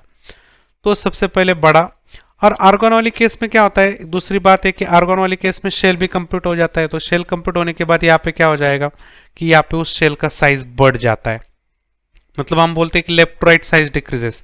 बट ये ट्रेंड खाली काम करता है अप टू द हैलोजन तक। हैलोजन के बाद ये ट्रेंड बिल्कुल भी काम नहीं करता है, क्योंकि यहाँ पे नोबल गैस के अंदर शेल बढ़ते तो इंटर इलेक्ट्रॉनिक रिपल्शन भी बढ़ता है, उसके कारण यहाँ पे थोड़ा सा साइज क्या हो जाता है, बढ़ जाता है। तो यहाँ पे noble gas electronic composition follow होने के बाद यहाँ पे साइज क्या हो जाएगा, इंक्रीज हो जाएगा। तो सबसे ज्यादा आर्गन का रहेगा, दो रीजन है उसके यहाँ पे, उसका तो एक तो एक प्रोटॉन का नंबर भी यहाँ पे कम है, और दूसरी बात यहाँ पे inter electronic repulsion size shell completed.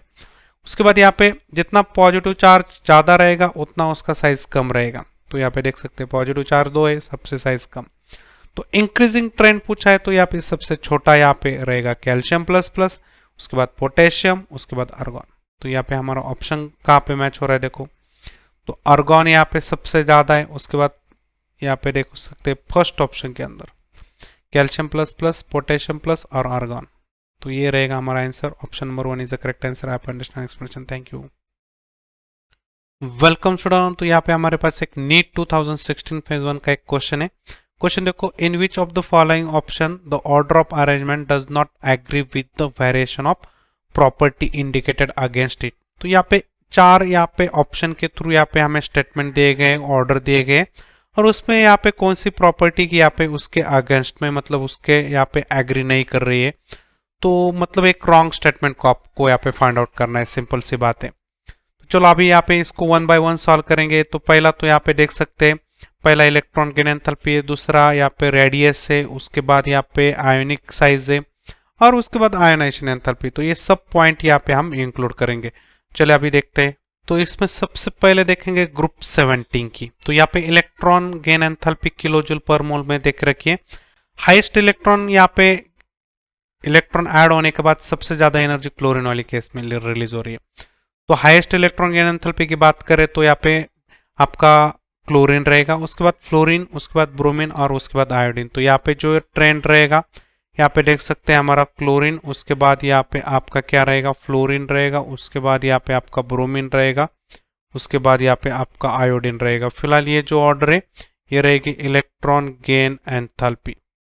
तो ये बात तो यहाँ पे देख सकते हैं, इंक्रीजेस इलेक्ट्रॉन गेन एंथैल्पी, तो क्लोरीन की, उसके बाद फ्लोरीन की, उसके बाद यहाँ पे ब्रोमीन की, उसके बाद आयोडीन की। तो ये स्टेटमेंट एकदम परफेक्ट सही है, कोई दिक्कत वाला स्टेटमेंट यहाँ पे है ही नहीं। तो ये स्टेटमेंट रहेगा करेक्ट। हमें यहाँ पे एक रॉन्ग स्टेटमेंट को यहाँ पे फाइंड आउट करना है, रॉन्ग। चलो यहाँ पे तो ये स्टेटमेंट सही है। उसके बाद यहाँ पे lithium, sodium, potassium, rubidium increase the metallic radius. हम देखेंगे टॉप टू बॉटम के बारे में देखेंगे, तो साइज क्या हो रही है, इंक्रीज हो रही है। देखो lithium, sodium, potassium, rubidium, caesium, francium. Shell देखेंगे तो 2, 3, 4, 5, 6, 7 शेल तो इंक्रीज हो रही है।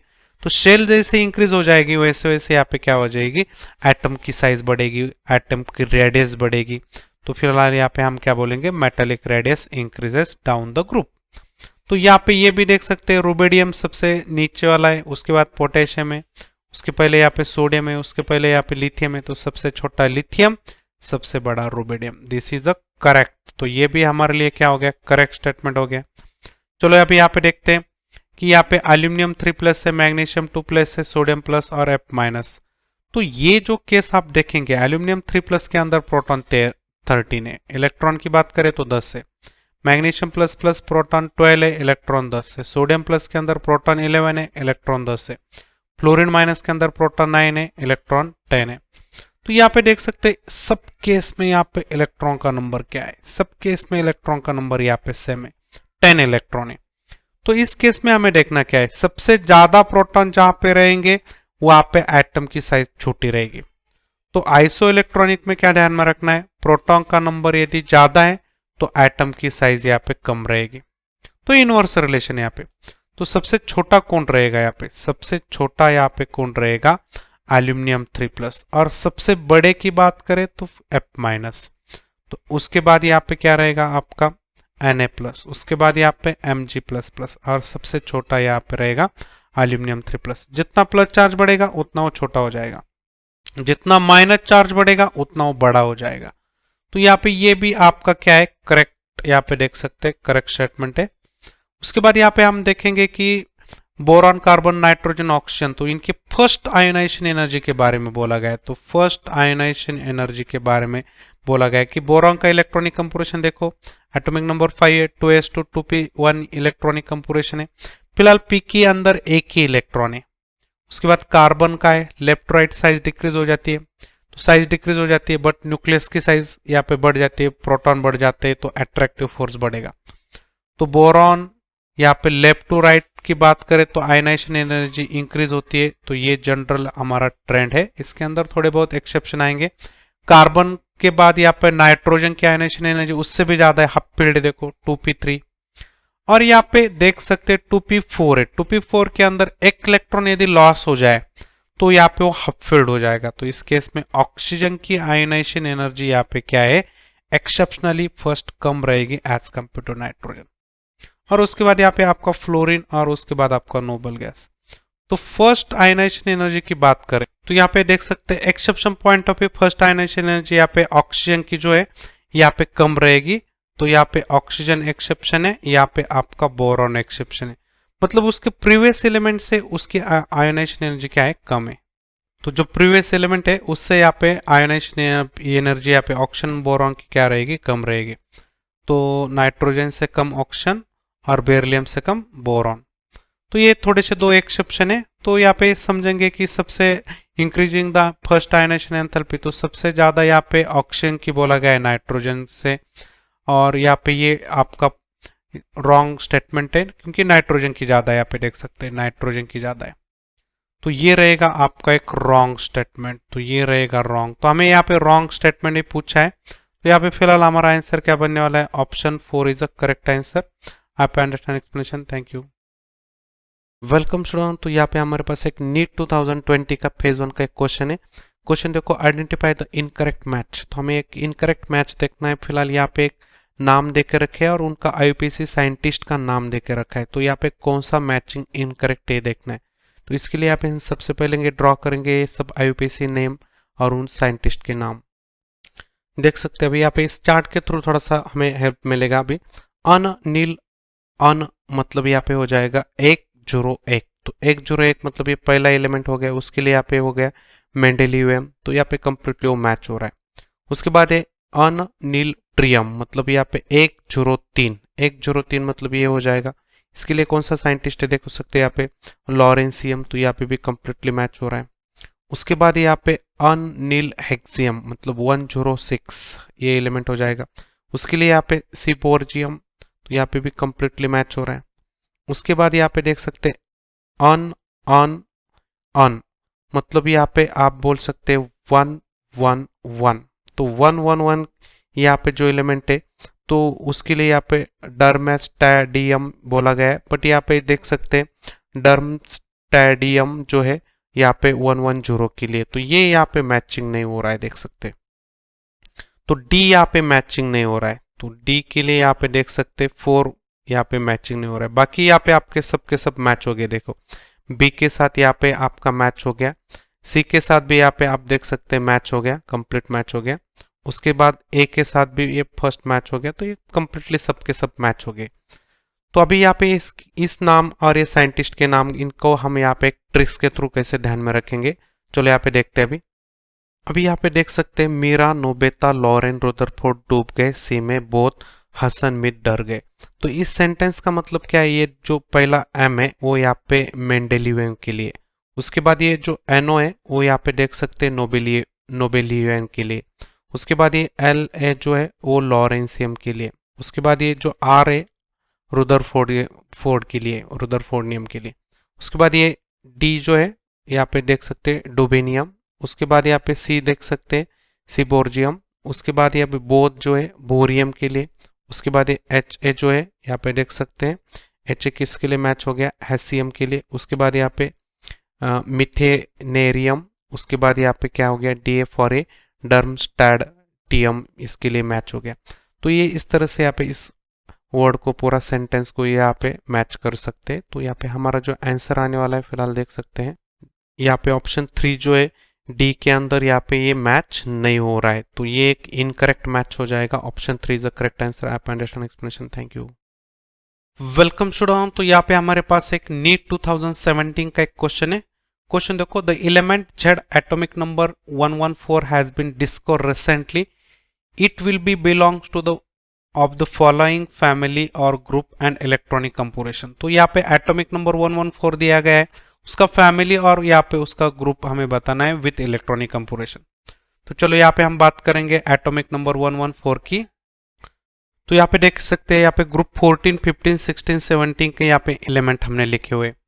तो कार्बन फैमिली का ये जो एलिमेंट है यहाँ पे देख सकते हैं, इसका एटॉमिक नंबर 114 है। तो 14 ग्रुप का 114, तो या तो एक तो बात फिक्स हो गई कि 114 है, इसका मतलब एक ग्रुप 14 का है, मतलब यहाँ पे इसको हम बोलते हैं कार्बन फैमिली।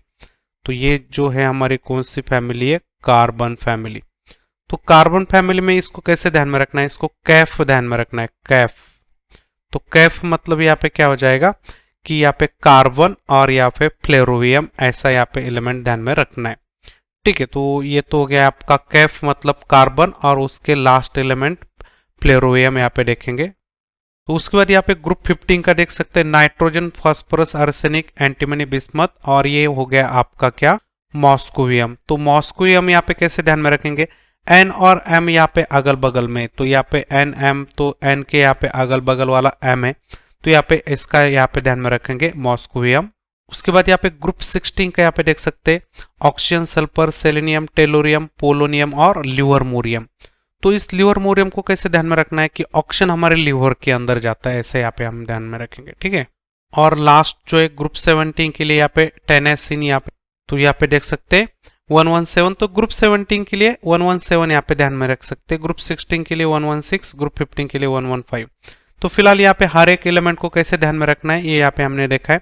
इलेक्ट्रॉनिक कंपोजिशन की बात करेंगे तो यहाँ पे देख सकते हैं 114 के लिए इलेक्ट्रॉनिक कंपोजिशन क्या रहेगा, कार्बन फैमिली के लिए इलेक्ट्रॉनिक कंपोजिशन क्या है, कार्बन के लिए हम कौन सा शेल यूज करते हैं, यहाँ पे देख सकते हैं सेकंड शेल, यहाँ पे इसके लिए थर्ड, यहाँ पे फोर्थ, फिफ्थ, यहाँ पे 6 और यहाँ पे इसके लिए 7 सेल यूज करते हैं। तो यहाँ पे आपका रहेगा इलेक्ट्रॉनिक कंपोजिशन 114 के लिए इलेक्ट्रॉनिक कंपोजिशन क्या रहेगा देखो। तो यहाँ पे ध्यान में कैसे रखना है, कार्बन के लिए यहाँ पे हीलियम कंप्लीट होता है, सिलिकॉन के लिए नियॉन कंप्लीट, यहाँ पे उसके बाद जी के लिए आपका क्या रहेगा आर्गॉन, एसएन के लिए आपका क्रिप्टॉन, पीबी के लिए जेनॉन, तो एफएल के लिए आपका क्या रहेगा, रेडॉन रहेगा, तो इसलिए यहाँ पे रेडॉन लिखा है। तो यहाँ पे एटॉमिक नंबर जो रहेगा 86 यहाँ पे कंप्लीट रहेगा। उसके बाद 86 के बाद बचा हुआ क्या है, तो इसके लिए 7 नंबर की शेल आ रही, तो एफ के लिए यहाँ पे आपका आएगा 5F14, डी के लिए आपका 6D यहाँ पे 10, एस और पी के लिए आपका रहेगा 7 तो 8 सेल रहेगा, मतलब यहाँ पे हम बोलेंगे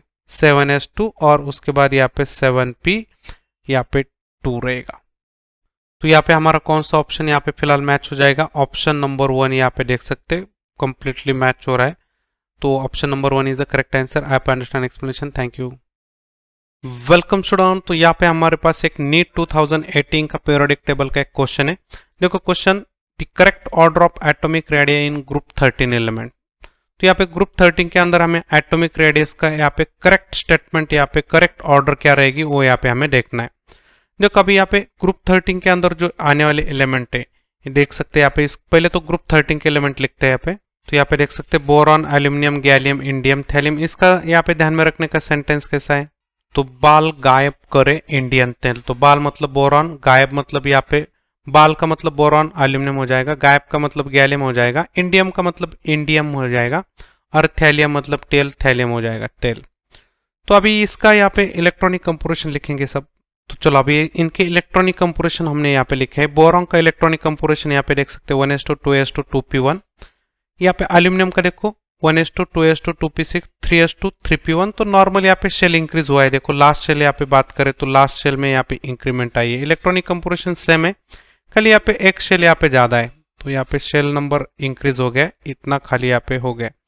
अभी यहाँ पे इस केस में क्या हो गया देखो 1s2 2s2 2p6 3s2 3p6, उसके बाद यहाँ पे 4s2 और 4s2 के बाद इलेक्ट्रॉन अंदर आए, मतलब 3D के अंदर आ गए। देखो तो 10 इलेक्ट्रॉन अंदर के शेल के अंदर आ गए, न्यूक्लियस के अंदर 10 प्रोटॉन भी बढ़ गए। तो यहाँ पे इलेक्ट्रोस्टैटिक फोर्स ऑफ अट्रैक्शन क्या होने लगा, बढ़ने लगा। तो फिलहाल यहाँ पे जो है इलेक्ट्रोस्टैटिक फोर्स ऑफ अट्रैक्शन बढ़ने की वजह से इलेक्ट्रॉन यहाँ पे अंदर से भागने लगे, तो अंदर से घूमने लगे, इसके लिए इसका शेल हम क्या बोलते हैं, कॉन्ट्रैक्ट हो गया। तो यहाँ पे इसके लिए हम बोला जाता है, तो अट्रैक्शन एरिया ज्यादा है तो उसके लिए पुअर शेडिंग ये वर्ड यूज किया जाता है। यहाँ पे देख सकते हैं इस 10 इलेक्ट्रॉन की वजह से यहाँ पे क्या हो गया, अंदर का इलेक्ट्रॉन का फोर्स ऑफ अट्रैक्शन ज्यादा हो गया। तो presence of additional 10 electron offer only poor screening, poor screening का मतलब हाई फोर्स ऑफ अट्रैक्शन हो गया।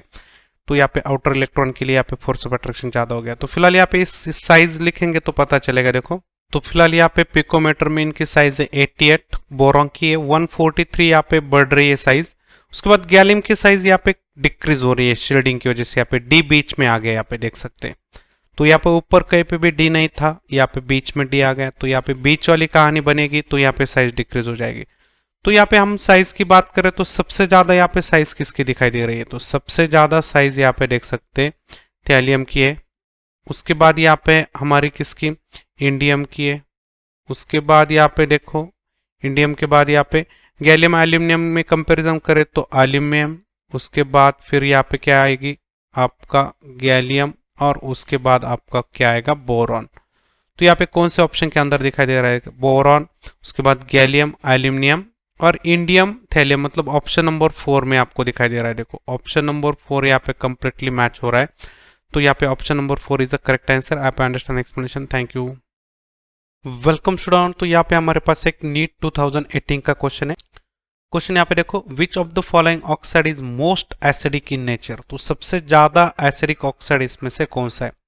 तो यहाँ पे जो भी ऑप्शन है यहाँ पे देख सकते हैं ग्रुप 2 के यहाँ पे ऑप्शन दिखाई दे रहे हैं। देखो यहाँ पे ग्रुप 2 के जो एलिमेंट है, तो यहाँ पे ग्रुप 2 में कौन कौन आते हैं, यहाँ पे पहला तो आता है आपका बेरिलियम, उसके बाद यहाँ पे देख सकते हैं, तो यहाँ पे beryllium, magnesium, calcium, strontium, barium, radium. तो डाउन द ग्रुप यहाँ पे मेटल की साइज क्या हो जाती है, यहाँ पे इंक्रीज हो जाती है। तो यहाँ पे देखो, यहाँ पे बात करेंगे अल्कलाइन अर्थ मेटल जो भी होते हैं उनके मेटल ऑक्साइड हो, हाइड्रोक्साइड हो या हाइड्राइड हो, यहाँ पे कौन से नेचर के होते हैं, बेसिक नेचर के होते हैं। और डाउन द ग्रुप ये जो बेसिक कैरेक्टर है वो ये क्या हो जाता है, इंक्रीज हो जाता है। तो यहाँ पे जैसे ही साइज बढ़ती है वैसे यहाँ पे उसका बेसिक कैरेक्टर भी इंक्रीज हो जाता है। तो यहाँ पे फिलहाल बात करेंगे कि ये जो बॉटम के यहाँ पे बॉटम लाइन में ये जो यहाँ पे देख सकते हैं मोस्ट यहाँ पे क्या है, बेसिक है। तो मोस्ट बेसिक यहाँ पे ये रहेंगे। ऊपर वाला यहाँ पे देख सकते हैं ये जो है यहाँ पे मोस्ट यहाँ पे एसिडिक रहेगा। तो यहाँ पे मोस्ट इसको क्या बोलेंगे, एसिडिक रहेगा। तो यहाँ पे हमें वही पूछा है कि मोस्ट एसिडिक यहाँ पे कौन रहेगा, क्योंकि डाउन द ग्रुप यहाँ पे बेसिक कैरेक्टर इंक्रीज हो रहा है। तो ऊपर वाला डेफिनेटली यहाँ पे क्या रहेगा, थोड़ा सा एसिडिक कैरेक्टर नीचे वाले से ज्यादा रहेगा। तो यहाँ पे हमारा आंसर क्या आएगा, ऑप्शन यहाँ पे 2 देख सकते हैं, सबसे ज्यादा यहाँ पे एसिडिक रहेगा। उसके बाद यहाँ पे आपका क्या रहेगा, उसके बाद मैग्नीशियम रहेगा, उसके बाद यहाँ पे क्या रहेगा, कैल्शियम रहेगा, और उसके बाद फिर आपका बेरियम रहेगा। तो फर्स्ट यहाँ पे जो नंबर में आएगा वो है beryllium oxide. Option number 2 is the correct answer. आप understand explanation, thank you, welcome student. तो यहाँ पे हमारे पास एक नीट 2019 का एक क्वेश्चन है। क्वेश्चन देखो, for the second period of element the correct increasing order of first ionization enthalpy is. तो यहाँ पे फर्स्ट आयोनाइजेशन एंथैल्पी पूछा गया है। तो यहाँ पे जो एलिमेंट है लिथियम, बोरॉन है, बेरिलियम है, carbon, nitrogen, oxygen, fluorine, neon, मतलब ये सब सेकंड पीरियड के यहाँ पे एलिमेंट देके रखे। देखो यहाँ पे बोला भी गया है सेकंड पीरियड। तो यहाँ पे हर एक का बॉक्स डायग्राम, इलेक्ट्रॉनिक कंपोजिशन समझेंगे तो थोड़ा सा जल्दी समझ में आएगा। तो यहाँ पे देख सकते हैं हम लेफ्ट टू राइट यहाँ पे देख सकते हैं सेकंड पीरियड, मतलब यहाँ पे लेफ्ट टू राइट हमें यहाँ पे जाना है। तो लेफ्ट टू राइट यहाँ पे क्या हो जाती है, साइज डिक्रीज हो जाती है। तो सबसे इंपॉर्टेंट साइज डिक्रीज। तो यहाँ पे हम जनरल ट्रेंड क्या बनाते हैं, आयनाइजेशन एनर्जी यहाँ पे क्या हो जाती है, इंक्रीज हो जाती है। तो यहाँ पे थोड़ा सा आपको एक्सेप्शन कहाँ पे मिलेगा, देख सकते हैं लिथियम के अंदर यहाँ पे एक इलेक्ट्रॉन है लास्ट शेल में, और बेरिलियम के अंदर यहाँ पे आप देख सकते हैं 2 इलेक्ट्रॉन है। तो यहाँ पे एक बात होगी, तो यहाँ पे इसका एस जो सबशेल है वो पूरा यहाँ पे भरा हुआ है, और सेकंड शेल के अंदर बेरिलियम की बात करें तो एटम की साइज छोटी हो रही है। तो यहाँ पे बेरिलियम की आयनाइजेशन एनर्जी ज्यादा होनी चाहिए, बट यहाँ पे क्या हो चुका है, पी ऑर्बिटल पार्शियली फ्यूल हो चुका है। यहाँ पे देख सकते हैं यहाँ पे क्या करेगा, ये पी जो सबशेल है इसके अंदर का एक इलेक्ट्रॉन जो है वो इजिली यहाँ पे लॉस हो जाएगा एज कम्पेयर टू बेरिलियम। तो यहाँ पे बोरॉन की आयनाइजेशन एनर्जी क्या रहेगी, कम रहेगी। तो फिलहाल यहाँ पे एक्सेप्शन आएगा, लिथियम बेरिलियम में बेरिलियम यहाँ पे सबसे ज्यादा रहेगा। तो तीनों में यहाँ पे बात करें तो यहाँ पे बेरिलियम की आयनाइजेशन एनर्जी सबसे ज्यादा रहेगी। अभी यहाँ पे इन तीनों के साथ कार्बन कंपेयर करें तो कार्बन की आयनाइजेशन एनर्जी तीनों में क्या रहेगी, ज्यादा रहेगी। तो हाईएस्ट आयनाइजेशन एनर्जी यहाँ पे बोलेंगे। तो यहाँ पे देख सकते हैं नाइट्रोजन वाली केस में देख सकते हैं कि यहाँ पे न्यूक्लियर चार्ज भी यहाँ पे इंक्रीज हो गया, मतलब प्रोटॉन का नंबर भी इंक्रीज हो गया, इलेक्ट्रॉन भी यहाँ पे हफिल्ड हो चुके हैं। यहाँ पे देख सकते हैं हाई न्यूक्लियर चार्ज है, हफिल्ड यहाँ पे इलेक्ट्रॉन है पी के अंदर। तो यहाँ पे देख सकते हैं एक्स्ट्रा स्टेबिलिटी यहाँ पे आएगी। तो यहाँ पे इस केस में आयनाइजेशन एनर्जी सबसे ज्यादा रहेगी। तो lithium, beryllium, boron, carbon, nitrogen में सबसे हाईएस्ट आयनाइजेशन एनर्जी नाइट्रोजन की रहेगी। चलो यहाँ पे हम बात करेंगे ऑक्सीजन और फ्लोरीन नोबल गैस। तो ऑक्सीजन वाली केस में देख सकते हैं 8 इलेक्ट्रॉन है, न्यूक्लियर चार्ज ज्यादा है, बट यहाँ पे इलेक्ट्रॉन देख सकते हैं कि यहाँ पे पी फुलफिल्ड हफिल्ड होने के बाद 1 इलेक्ट्रॉन है। तो यहाँ पे देख सकते हैं यहाँ पे कि 1 इलेक्ट्रॉन इजीली लॉस होने के बाद वो नोबल यहाँ पे नाइट्रोजन की तरह इलेक्ट्रॉनिक कंपोजिशन बनाएगा, मतलब हफिल्ड हो जाएगा। तो इस केस में ये इलेक्ट्रॉन जो है ये इजीली लॉस हो जाएगा। तो नाइट्रोजन की केस में नाइट्रोजन और ऑक्सीजन वाले दोनों में कंपेयर करें तो ऑक्सीजन का फर्स्ट इलेक्ट्रॉन और नाइट्रोजन का फर्स्ट इलेक्ट्रॉन, इसमें से ऑक्सीजन का फर्स्ट इलेक्ट्रॉन यहाँ पे इजीली लॉस हो जाएगा। तो फर्स्ट आयनाइजेशन एनर्जी इसकी कम रहेगी। तो यहाँ पे ये हो गया, ये थोड़ा सा एक्सेप्शन हो गया नाइट्रोजन के लिए। वैसे यहाँ पे बोरॉन हमारे लिए एक्सेप्शन आया था, वैसे यहाँ पे अभी ऑक्सीजन एक्सेप्शन आया है। उसके बाद यहाँ पे फ्लोरीन का देखेंगे। देखो इस केस में हम बोलेंगे कि यहाँ पे इसका न्यूक्लियर चार्ज बहुत ही ज्यादा हो गया है, साइज छोटी हो गई, तो इसका आयनाइजेशन एनर्जी यहाँ पे इन सब में से ज्यादा रहेगा। तो यहाँ पे नेक्स्ट चेक करेंगे नोबल गैस है। तो यहाँ पे शेल क्या हो चुकी है, कंप्लीटली फिल्ड हो चुकी है। तो फर्स्ट आयनाइजेशन एनर्जी यहाँ पे क्या रहेगी, ज्यादा रहेगी। तो यहाँ पे एक्सेप्शन कौन कौन आ रहा है, देखो सबसे ज्यादा आयनाइजेशन एनर्जी आपकी रहेगी नियॉन की। तो यहाँ पे सब जगह पे नियॉन है। तो देखो यहाँ पे कंप्लीटली सब जगह पे नियॉन है। उसके बाद यहाँ पे देखो नियॉन के बाद फ्लोरीन की, तो यहाँ पे भी सब जगह पे फ्लोरीन है। फ्लोरीन के बाद यहाँ पे देख सकते हैं नियॉन हो गया, फ्लोरीन हो गया। ऑक्सीजन की तो नाइट्रोजन से कम है, तो यहाँ पे देखो नाइट्रोजन की ज्यादा। तो ये 2 ऑप्शन हो गए हमारे पास। अभी नाइट्रोजन की होने के बाद यहाँ पे ऑक्सीजन होना है, तो यहाँ पे ऑक्सीजन है। ऑक्सीजन के होने के बाद यहाँ पे कार्बन होना है, तो यहाँ पे भी कार्बन है। उसके बाद यहाँ पे बेरिलियम और बोरॉन की बात करें तो बेरिलियम की यहाँ पे क्या है, ज्यादा। यहाँ पे देख सकते हैं कंप्लीटली फिल्ड है, इसलिए यहाँ पे इसका फर्स्ट इलेक्ट्रॉन इजीली लॉस नहीं होगा। तो कार्बन के बाद यहाँ पे बेरिलियम और उसके बाद बोरॉन और उसके बाद लिथियम। तो ये रहेगा हमारा थर्ड जो ऑप्शन रहेगा, यहाँ पे हमारा क्या रहेगा, करेक्ट आंसर रहेगा। आप understand explanation, thank you. Welcome student. तो यहाँ पे हमारे पास एक नीट 2020 फेज 1 का एक क्वेश्चन है। क्वेश्चन के अंदर पूछा गया कि मैच द फॉलोइंग, यहाँ पे मैच करना है आपको ऑक्साइड और यहाँ पे उसका नेचर देख रखा है। तो फर्स्ट ऑक्साइड यहाँ पे आपको देख रखा है कौन सा, कार्बन मोनोऑक्साइड। तो कार्बन मोनोऑक्साइड ये कौन सा ऑक्साइड है, यहाँ पे न्यूट्रल। तो न्यूट्रल का यहाँ पे आपको चार्ट बाय हार्ट होना है। कौन सा, यहाँ पे कार्बन मोनोऑक्साइड है, नाइट्रोजन मोनोऑक्साइड है और तीसरा N2 है। तो एसिडिक भी नहीं होते और बेसिक भी नहीं होते। तो यहाँ पे हमारे पास यहाँ पे कार्बन मोनोऑक्साइड यहाँ पे हमारे पास क्या मैच हो गया, न्यूट्रल। तो कार्बन मोनोऑक्साइड यहाँ पे सेकंड। तो यहाँ पे देख सकते हैं नॉट बोला गया है, यहाँ पे करेक्ट बोला गया है। तो कौन सा यहाँ पे करेक्ट है, तो करेक्ट यहाँ पे हमें देखना है। चलो यहाँ पे मैच करेंगे अभी। तो ए के अंदर यहाँ पे आपका मैच होने वाला क्या है, अभी देख सकते हैं इसके अंदर हम बोलेंगे क्या, न्यूट्रल, सेकंड मैच हो जाएगा। तो यहाँ पे नेक्स्ट चेक करेंगे। देखो अभी देख सकते हैं बेरियम ऑक्साइड। बेरियम ऑक्साइड क्या है, यहाँ पे alkali metals, alkaline earth metal जो होते हैं यहाँ पे देख सकते हैं। यहाँ पे देख सकते हैं अल्कलाइन अर्थ मेटल के अंदर बेरिलियम का ऑक्साइड छोड़े तो यहाँ पे मैग्नीशियम हो, कैल्शियम हो, स्ट्रोंटियम हो, बैरियम हो, कौन सा होता है, बेसिक ऑक्साइड होता है। तो नीचे down the group basic character तो इंक्रीज होता है। तो यहाँ पे देख सकते हैं बी के लिए यहाँ पे क्या मैच हो जाएगा, इसके अंदर हमें सोचना है, क्योंकि बैरियम यहाँ पे बॉटम में, बॉटम के मेटल हमें सोचना ही नहीं, बिल्कुल बेसिक ही ध्यान में रखना है। तो यहाँ पे ये हो जाएगा फर्स्ट। उसके बाद यहाँ पे थर्ड चेक करेंगे। तो एम्फीट्रिक में आपको क्या क्या ध्यान में रखना है, देखो एल्यूमिनियम का है, As2O3 है, ZnO का है, टिन के दोनों भी यहाँ पे देख सकते हैं SnO, SnO2, पीबी के भी दोनों भी है, PbO और PbO2, ये सब के सब एम्फीट्रिक है। तो Al2O3 यहाँ पे क्या आएगा, एम्फीट्रिक, मतलब यहाँ पे सी में आपका क्या मैच हो जाएगा। तो एसिडिक में यहाँ पे क्या हो जाएगा, देखो जिनकी भी ऑक्सीडेशन स्टेट बहुत ज्यादा है तो वो सब यहाँ पे हो जाएगा, चाहे वो मेटल हो चाहे वो नॉन मेटल हो। तो यहाँ पे देख सकते हैं Cl2O7 के अंदर +7 ऑक्सीडेशन स्टेट यहाँ पे देख सकते हैं। तो हाईएस्ट ऑक्सीडेशन स्टेट है, लगभग क्लोरीन की यहाँ पे हाईएस्ट ऑक्सीडेशन स्टेट है, इसका मतलब यहाँ पे हाई ऑक्सीडेशन स्टेट है, मतलब ये क्या हो जाएगा, एसिडिक हो जाएगा। तो डी के लिए यहाँ पे थर्ड मैच हो जाएगा। देखो तो अभी देखो कौन सा ऑप्शन मैच हो रहा है, ए के लिए सेकंड, यहाँ पे एक ही ऑप्शन के अंदर है, बाकी यहाँ पे बी के लिए फर्स्ट, सी के लिए फोर्थ और डी के लिए थर्ड। तो ऑप्शन यहाँ पे फर्स्ट कंप्लीटली यहाँ पे क्या हो रहा है, मैच हो रहा है। देखो option number 1 is the correct answer. आप understand explanation, thank you. Welcome student. तो यहाँ पे हमारे पास एक नीट 2021 का एक क्वेश्चन है, पीरियोडिक टेबल का क्वेश्चन। यहाँ पे देख सकते हैं, from the following pair of ions which one is not isoelectronic. तो यहाँ पे इस आइसोइलेक्ट्रॉनिक का मतलब क्या है, यहाँ पे आइसोइलेक्ट्रॉनिक मतलब यहाँ पे क्या समझेंगे हम। यहाँ पे देखो, तो जिसके अंदर यहाँ पे इलेक्ट्रॉन का नंबर क्या हो, सेम हो, उसको हम यहाँ पे क्या बोलते हैं, आइसोइलेक्ट्रॉनिक बोलते हैं। तो यहाँ पे कौन सी स्पीसीज आइसोइलेक्ट्रॉनिक नहीं है, तो चलो यहाँ पे निकालेंगे अभी। तो Fe++ के अंदर हम यहाँ पे क्या बोलेंगे कि 26 एटॉमिक नंबर है, तो उसमें से यहाँ पे 2 इलेक्ट्रॉन गए, तो यहाँ पे बचेंगे 24 इलेक्ट्रॉन्स। तो यहाँ पे रहेंगे 24 इलेक्ट्रॉन इसके अंदर। और दूसरा यहाँ पे रहेगा Mn2+। इसके अंदर बात करें तो यहाँ पे Mn का एटॉमिक नंबर 25, उसमें से यहाँ पे 2 सब्ट्रैक्ट करना है, जो यहाँ पे प्लस चार्ज, इसका मतलब वो इलेक्ट्रॉन यहाँ पे लॉस हो चुके हैं। तो यहाँ पे रहेगा 23 इलेक्ट्रॉन्स। तो यहाँ पे देख सकते हैं 23 मतलब ये आइसो इलेक्ट्रॉनिक नहीं है, तो इसको हम बोलेंगे ये आइसो इलेक्ट्रॉनिक नहीं है। चलो अभी यहाँ पे सेकंड ऑप्शन के अंदर चेक करेंगे। देखो O- के अंदर यहाँ पे हम क्या बोलेंगे, कितने इलेक्ट्रॉन है, 8 प्लस यहाँ पे 2 हो जाएंगे, तो 8 + 2 = 10 इलेक्ट्रॉन हो जाएंगे। और दूसरी स्पेसिस हमारे पास है F-।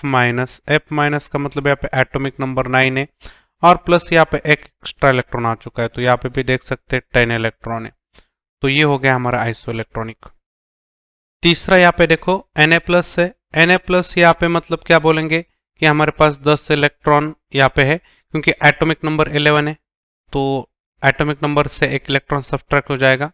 उसके बाद यहाँ पे Mg++ है। Mg++ के अंदर क्या रहेगा, एटॉमिक नंबर 12 है, उसमें से 2 सब्ट्रैक्ट हो जाएगा, तो यहाँ पे 10 इलेक्ट्रॉन यहाँ पे। तो यहाँ पे भी 10 इलेक्ट्रॉन, यहाँ पे भी 10 इलेक्ट्रॉन, इसको आइसो इलेक्ट्रॉनिक बोलेंगे। और लास्ट वाला यहाँ पे देखो Mn+2 है। Mn+2 का मतलब क्या हो जाएगा कि 25 यहाँ पे एटॉमिक नंबर है, उसमें से यहाँ पे 2 कम हो जाएगा, तो यहाँ पे रहेगा आपका 23 इलेक्ट्रॉन्स। तो ये हो गया 23 इलेक्ट्रॉन। और उसके बाद ये Fe3+ का यहाँ पे एटॉमिक नंबर की बात करें तो यहाँ पे 26, उसमें से यहाँ पे 3 लॉस हो चुके हैं इलेक्ट्रॉन। 3 इलेक्ट्रॉन लॉस होने के बाद यहाँ पे कितने बचेंगे, 23 इलेक्ट्रॉन्स। तो 23 इलेक्ट्रॉन, इसका मतलब ये भी 23, ये भी 23 आइसो इलेक्ट्रॉनिक रहेगा। फिलहाल उन्होंने पूछा है कि आइसो इलेक्ट्रॉनिक कौन सा नहीं है, तो यहाँ पे ये आइसो इलेक्ट्रॉनिक है, ये आइसो इलेक्ट्रॉनिक है, ये आइसो इलेक्ट्रॉनिक। तो यहाँ पे फिलहाल जो ऑप्शन 1 आ रहा है ये आइसो इलेक्ट्रॉनिक नहीं है, तो यहाँ पे हमारा option number 1 is the correct answer. आप अंडरस्टैंड एक्सप्लेनेशन, थैंक यू।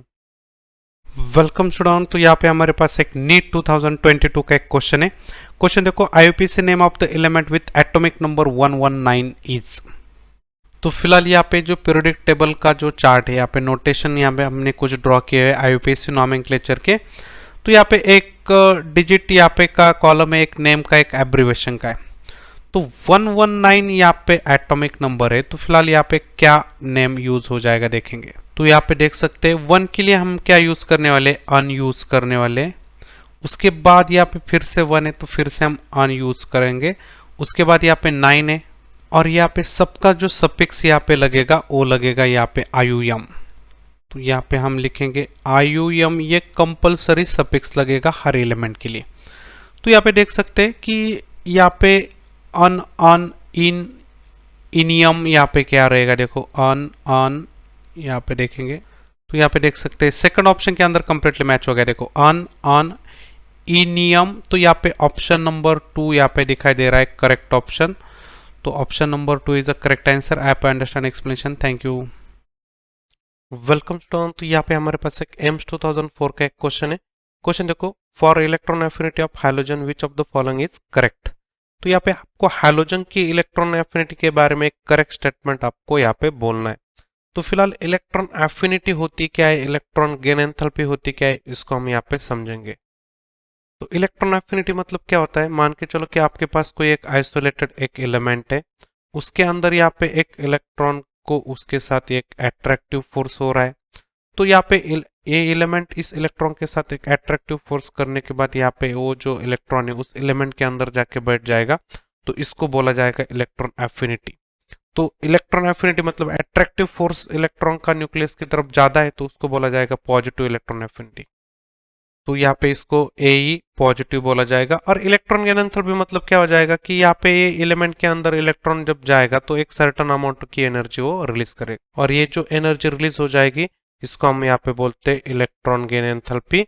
और यहाँ पे जितना इलेक्ट्रॉन एफिनिटी ज्यादा रहेगा, मतलब जितना इलेक्ट्रॉन एफिनिटी पॉजिटिव रहेगा उतना वो ज्यादा एनर्जी रिलीज करेगा। रिलीज कर लेगा का इसलिए यहाँ पे हम निगेटिव साइन लगाते हैं। तो ये जो इलेक्ट्रॉन गेन एंथैल्पी है इसको हम निगेटिव में एक्सप्रेस करते हैं क्योंकि एनर्जी रिलीज हो रही है। और यहाँ पे अट्रैक्टिव फोर्स हो रहा है इसलिए यहाँ पे पॉजिटिव बोल रहे हैं। तो दोनों के अंदर रिलेशन क्या हो जाएगा, देखो दोनों के अंदर इलेक्ट्रॉन एफिनिटी पॉजिटिव है, इसका मतलब इलेक्ट्रॉन गेन एंथैल्पी यहाँ पे एनर्जी रिलीज हो जाएगी, मतलब नेगेटिव हो जाएगी। तो यहाँ पे दोनों के अंदर यहाँ पे एक फॉर्मूला रिलेशन है। तो ये हो गया रिलेशन, यहाँ पे देख सकते हैं इलेक्ट्रॉन गेन एंथैल्पी जो है यहाँ पे डेल्टा एच ई जी से एक्सप्रेस किया जाता है। और ये माइनस साइन लगा हुआ है क्योंकि दोनों के बीच यहाँ पे देख सकते हैं पॉजिटिव तो ये माइनस आएगा। तो ये हो गया इलेक्ट्रॉन एफिनिटी। उससे यहाँ पे सब्ट्रैक्ट करना है 5/2 कांस्टेंट है, आर कांस्टेंट है, टेम्परेचर एक पर्टिकुलर टेम्परेचर पे आप ये सब कर रहे हैं, ठीक है। तो ये देख सकते हैं यहाँ पे electron gain enthalpy. Electron gain enthalpy का फिलहाल ये जो यूनिट है किलो जूल पर मोल है, ठीक है। तो अभी यहाँ पे देख सकते हैं कि इलेक्ट्रॉन एफिनिटी का हैलोजन के अंदर एक करेक्ट स्टेटमेंट हमें देखना है। तो डाउन द ग्रुप ये इलेक्ट्रॉन एफिनिटी क्या हो जाती है, डिक्रीज हो जाती है। तो एक्सेप्शनल यहाँ पे क्लोरीन के लिए सबसे ज्यादा होती है, उसके बाद फ्लोरीन, उसके बाद ब्रोमीन, उसके बाद आयोडीन। तो ये हो गया हमारा इलेक्ट्रॉन एफिनिटी का ऑर्डर। तो यहाँ पे हमारा जो करेक्ट आंसर आने वाला है देख सकते हैं अभी। तो डाउन द ग्रुप यहाँ पे electron gain enthalpy less negative हो रही है, मतलब यहाँ पे आपको बोल सकते हैं इलेक्ट्रॉन एफिनिटी भी यहाँ पे क्या हो गई, डिक्रीज हो गई। तो यहाँ पे जितना ज्यादा मोर नेगेटिव इलेक्ट्रॉन गेन एंथैल्पी रहेगा उतना उसका इलेक्ट्रॉन एफिनिटी ज्यादा रहेगा। तो फिर बी आर और सेल में यहाँ पे देख सकते बी आर की ज्यादा है तो डाउन द ग्रुप डिक्रीज हो रही है, तो यहाँ पे ये रॉन्ग आएगा अभी, फर्स्ट रॉन्ग आएगा अभी। सेकंड यहाँ पे देख सकते बी आर की ज्यादा एफ की कम है, बिल्कुल भी नहीं यहाँ पे सकते बी आर की यहाँ पे कम है एफ की ज्यादा है, तो सेकंड भी यहाँ पे रॉन्ग हो जाएगा। थर्ड यहाँ पे देखेंगे कि फ्लोरीन की और क्लोरीन की, इसमें से फ्लोरीन की ज्यादा है क्लोरीन से, बट यहाँ पे आपको क्लोरीन की ज्यादा मिल रही है, तो ये भी आपका क्या आएगा, रॉन्ग आएगा। तो अभी यहाँ पे देखेंगे लास्ट वाला कि यहाँ पे फ्लोरीन की आयोडीन से ज्यादा है, तो ये आपका क्या आएगा, सही आएगा। तो देख सकते हैं option number 4 is the correct answer. I understand explanation, thank you. Welcome student. तो यहाँ पे हमारे पास एक एम्स 2004 का एक क्वेश्चन है। क्वेश्चन देखो यहाँ पे liquefied metal expanding on solidification is. तो कौन सा ऐसा यहाँ पे मेटल है कि जिसका यहाँ पे सॉलिडिफिकेशन करने के बाद एक्सपांशन हो जाता है। तो यहाँ पे इसको देखेंगे, जो गैलियम जो एलिमेंट होता है इसका यहाँ पे हम क्या करेंगे, ये जो इसका नेचर है गैलियम का, एक सॉफ्ट होता है, सिल्वरी मेटल होता है, रूम टेम्परेचर में आपको क्या मिलता है, लिक्विड स्टेट में मिलता है। इसका मेल्टिंग पॉइंट जब आप देखेंगे तो 30 डिग्री सेल्सियस है। और ये जो मेटल है ये एक्सपांड हो जाता है जब इसको हम क्या करते हैं, सॉलिडिफाई करते हैं। तो यहाँ पे देख सकते हैं this metal expand up to the 3.1% when it solidify. जब भी सॉलिडिफिकेशन की प्रोसेस चलती है तो एक्सपांशन होने के कारण उसको हम यहाँ पे ग्लास बॉटल के अंदर या मेटल कंटेनर के अंदर यहाँ पे स्टोर नहीं कर सकते। तो वही तो पूछा है हमें यहाँ पे कौन सा मेटल है कि यहाँ पे सॉलिडिफिकेशन पे एक्सपांशन हो जाता है। तो यहाँ पे उसका आंसर जो है हमारा option number 1 is a correct answer, gallium. I understand explanation, thank you. Welcome student. तो यहाँ पे हमारे पास एक एम्स 2005 का एक क्वेश्चन है। क्वेश्चन देखो, the pair of amphoteric hydroxide is. तो यहाँ पे हमें एक पेयर आइडेंटिफाई करना है कि कौन से एम्फोटेरिक नेचर की। चलो यहाँ पे हम देखते हैं फर्स्ट जो यहाँ पे पेयर है एल्यूमिनियम हाइड्रोक्साइड और lithium hydroxide. Alkali metal hydroxide ये जो होते हैं सबके सब यहाँ पे बेस होते हैं, इसके अंदर आपको कोई एक्सेप्शन वाली केस यहाँ पे नहीं मिलेगी। तो ये लिथियम यहाँ पे हो गया हमारे लिए, क्या हो गया, बेस हो गया।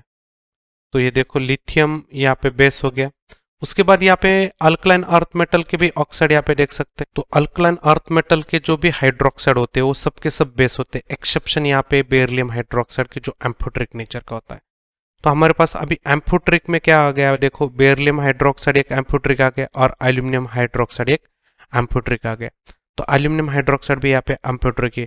तो यहाँ पे जो है मैग्नीशियम हाइड्रोक्साइड बेसिक हो गया।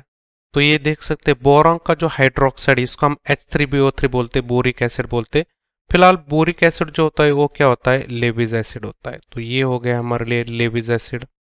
तो चलो यहाँ पे ये वाली कहानी में निकल गई, यहाँ पे ये हो गया हमारे लिए क्या, बेस एसिड हो गया ये। तो जिंक यहाँ पे हाइड्रोक्साइड देख सकते हैं, ये एम्फोटेरिक नेचर का है। तो यहाँ पे देख सकते हैं अभी 3 ऑप्शन तो यहाँ पे कट गए, ये यहाँ पे बेस है, ये बेस है, ये एसिड है। तो ये हमारे पास हो गया, हमारे पास एक क्या एम्फोटेरिक हाइड्रोक्साइड हो गया और ये दूसरा एम्फोटेरिक हाइड्रोक्साइड हो गया। तो ऑप्शन 4 यहाँ पे हमारे लिए क्या हो जाएगा, यहाँ पे एम्फोटेरिक नेचर का दोनों भी हाइड्रोक्साइड हो जाएंगे। तो option 4 is the correct answer. आप understand explanation. Thank you. Welcome student. तो यहाँ पे हमारे पास एक एम्स 2010 का एक क्वेश्चन है। क्वेश्चन देखो, which is correct order of IP1। IP मतलब यहाँ पे आयोनाइजेशन पोटेंशियल, इसको आप यहाँ पे आयोनाइजेशन एनर्जी भी बोल सकते हैं। तो यहाँ पे first ionization energy, first ionization potential यहाँ पे किसका ज्यादा है वो यहाँ पे हमें देखना है। तो ऑप्शन वाइज यहाँ पे जाएंगे तो यहाँ पे पता चलेगा। देखो चलो, तो यहाँ पे हमने एक चार्ट ड्रॉ किया हुआ है। ग्रुप 1 यहाँ पे एलिमेंट है, ये है ग्रुप 1 अल्कली मेटल बोलते हैं। ये ग्रुप 2 हो गया अल्कलाइन अर्थ मेटल, और ये ग्रुप 13 है बोरॉन फैमिली। तो यहाँ पे फर्स्ट आयनाइजेशन एनर्जी ड्रॉ करके रखा है। लेफ्ट राइट यहाँ पे आयनाइजेशन एनर्जी क्या होता है, तो होता है इंक्रीज, और टॉप टू बॉटम की बात करें तो ये आयनाइजेशन एनर्जी क्या होता है, डिक्रीज। तो ये एक जनरल ट्रेंड हमने यहाँ पे लिखा हुआ है। तो चलो यहाँ पे सोडियम, मैग्नीशियम, एल्यूमिनियम की बात करें तो सोडियम यहाँ पे लेफ्ट टू राइट से जाए, सोडियम से लेके एल्यूमिनियम तक, तो यहाँ पे आपको आयनाइजेशन एनर्जी क्या होती दिखाई देगी, डिक्रीज। तो देखो सोडियम का 496 किलो जूल है, तो एल्यूमिनियम का 577 किलो जूल है। तो यहाँ पे सोडियम और एल्यूमिनियम में कंपैरिजन करें तो यहाँ पे आपको एक रॉन्ग स्टेटमेंट दिखाई दे रहा है। तो ये हो गया हमारा सबसे पहले रॉन्ग।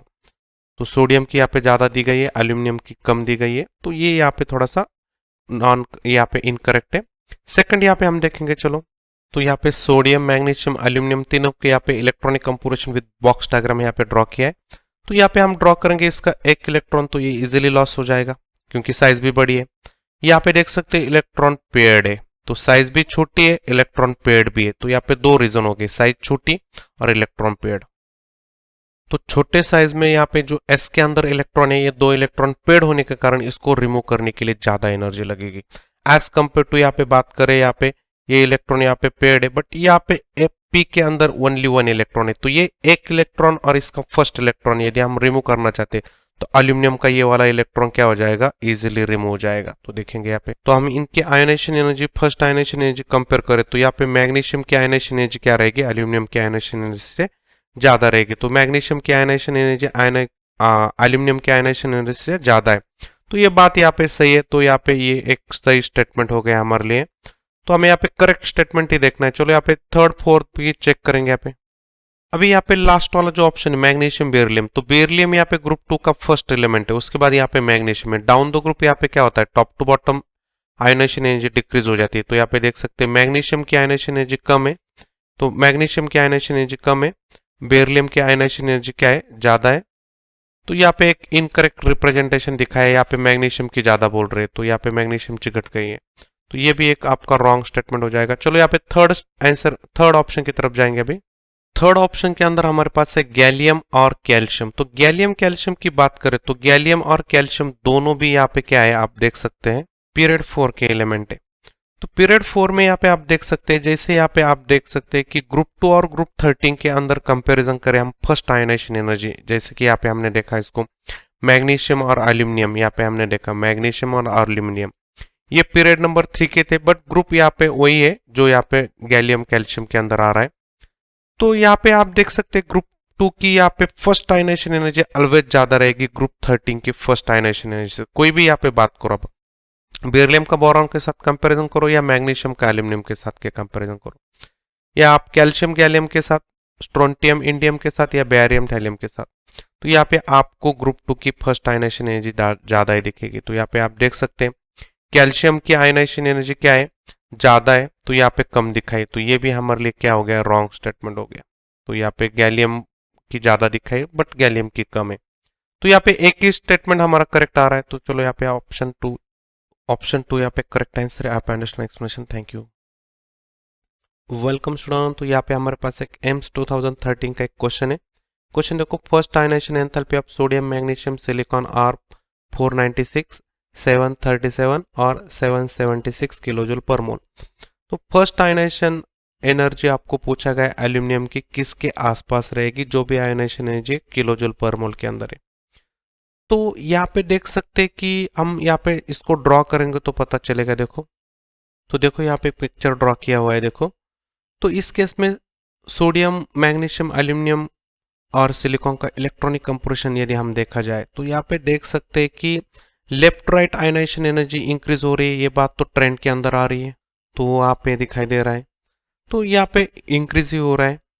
उसके बाद यहाँ पे ये समझेंगे कि मैग्नीशियम का इलेक्ट्रॉनिक कंपोजिशन में 3s2 है, इलेक्ट्रॉन यहाँ पे पेड है, और एल्यूमिनियम वाली केस में क्या है 3s2 के बाद पी के अंदर एक इलेक्ट्रॉन जा रहा है, तो पी की कैपेसिटी तो 6 इलेक्ट्रॉन के इलेक्ट्रॉन एक ही है, तो वो क्या करेगा पी का एक इलेक्ट्रॉन जल्दी रिमूव करेगा और 3s की यहाँ पे स्टेबिलिटी लेगा 3s2 की।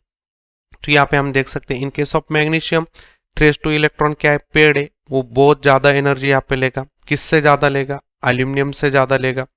एल्यूमिनियम की एनर्जी देखा जाए तो यहाँ पे 3s2 3p1, तो एक ही इलेक्ट्रॉन है, तो एक इलेक्ट्रॉन लॉस करने के बाद वो मैग्नीशियम की तरह यहाँ पे 3s2 के इलेक्ट्रॉन यहाँ पे पेड रखेगा, स्टेबिलिटी उसको ज्यादा रहेगी। तो इस केस में हम बोलेंगे एल्यूमिनियम की आयोनाइजेशन एनर्जी क्या रहेगी, कम रहेगी मैग्नीशियम की आयोनाइजेशन एनर्जी से। तो थोड़ा सा यहाँ पे एक्सेप्शनल ट्रेंड यहाँ पे लग रहा है, जो लेफ्ट राइट के अंदर हम बोलते हैं इंक्रीज हो रहा है। तो फिलहाल हमारी एल्यूमिनियम की आयोनाइजेशन एनर्जी किससे कम रहेगी, 737 से कम रहेगी, और यहाँ पे आप देख सकते तो 737 से एल्यूमिनियम की आयोनाइजेशन एनर्जी कम रहेगी। और इसका मतलब यहाँ पे कौन कौन से ऑप्शन गए देखो यहाँ पे, तो यहाँ पे और किससे ज्यादा रहेगी आप देख सकते हैं सोडियम से ज्यादा रहेगी, क्योंकि सोडियम से ज्यादा न्यूक्लियर चार्ज यहाँ पे इफेक्टिव न्यूक्लियर चार्ज एल्यूमिनियम का बहुत ज्यादा है, साइज भी यहाँ पे बहुत कम है, तो 496 से यहाँ पे ज्यादा रहेगी। तो यहाँ पे जो एनर्जी रहेगी यहाँ पे हम एंड बोलेंगे 496 से ज्यादा और 737 से कम। तो यहाँ पे अभी कौन सा ऑप्शन यहाँ पे दिखाई दे रहा है देखो, तो यहाँ पे देख सकते हैं ऑप्शन 2 के अंदर यहाँ पे कंप्लीटली मैच हो गया, 496 से यहाँ पे ज्यादा है और यहाँ पे आप देख सकते हैं 737 से कम है, तो ऑप्शन यहाँ पे 2 जो है हमारा कंप्लीटली मैच हो रहा है। Option 2 is a correct answer. आप understand explanation, thank you. Welcome student, तो यहाँ पे हमारे पास एम्स 2014 का एक क्वेश्चन है। क्वेश्चन देखो, correct order of atomic radius is. तो यहाँ पे हमारे पास एक vanadium, titanium, chlorine, sulphur, rubidium, caesium और नियॉन, बेरिलियम यहाँ पे एक एलिमेंट देकर रखे, और कंपेरेटिव यहाँ पे आपने रखा है किसका ज्यादा है किसका कम है। चलो यहाँ पे हम हर एक यहाँ पे जोड़ी को समझेंगे। तो यहाँ पे हम देखेंगे लेफ्ट राइट ये जो साइज है यहाँ पे हम डिक्रीज का ट्रेंड देखते हैं। फिलहाल यहाँ पे डी के अंदर थोड़ा सा कॉन्ट्रोवर्सी, आपको कुछ एक्सेप्शन बहुत ज्यादा मिलेंगे। तो यहाँ पे देख सकते हैं 3D सीरीज के अंदर हमारे पास है स्कैंडियम, टिटेनियम, वैनेडियम, क्रोमियम। तो यहाँ तक आपकी साइज क्या हो रही है देखो, टिटेनियम स्कैंडियम से लेके आपकी क्रोमियम तक, यहाँ पे वैनेडियम तक साइज यहाँ पे डिक्रीज हो रही है अप टू द लगभग क्रोमियम तक। उसके बाद यहाँ पे मैग्नीज की साइज यहाँ पे बढ़ गई है, और उसके बाद फिर साइज क्या हो गई, कम हो गई। और यहाँ पे जिंक की केस में आप देख सकते हैं फिर से यहाँ पे साइज बढ़ गई, क्योंकि यहाँ पे 3D के अंदर 10 इलेक्ट्रॉन हो गए, तो साइज यहाँ पे 10 इलेक्ट्रॉन की वजह से, यहाँ पे फुलफिल्ड की वजह से या इलेक्ट्रॉन रिपल्शन वजह से यहाँ पे साइज क्या हो गई, इंक्रीज हो गई। तो अभी खाली फिलहाल हमें देखना क्या है, वैनेडियम, और यहाँ पे आपको वैनेडियम देखना है और टिटेनियम देखना है। तो यहाँ पे आपको क्रोमियम तक साइज डिक्रीज मिलेगी, कोई यहाँ पे एक्सेप्शनल ट्रेंड नहीं है। तो टिटेनियम की साइज बड़ी रहेगी आपकी, तो यहाँ पे टिटेनियम की लेस देन बोला गया, तो दिस इज रॉन्ग।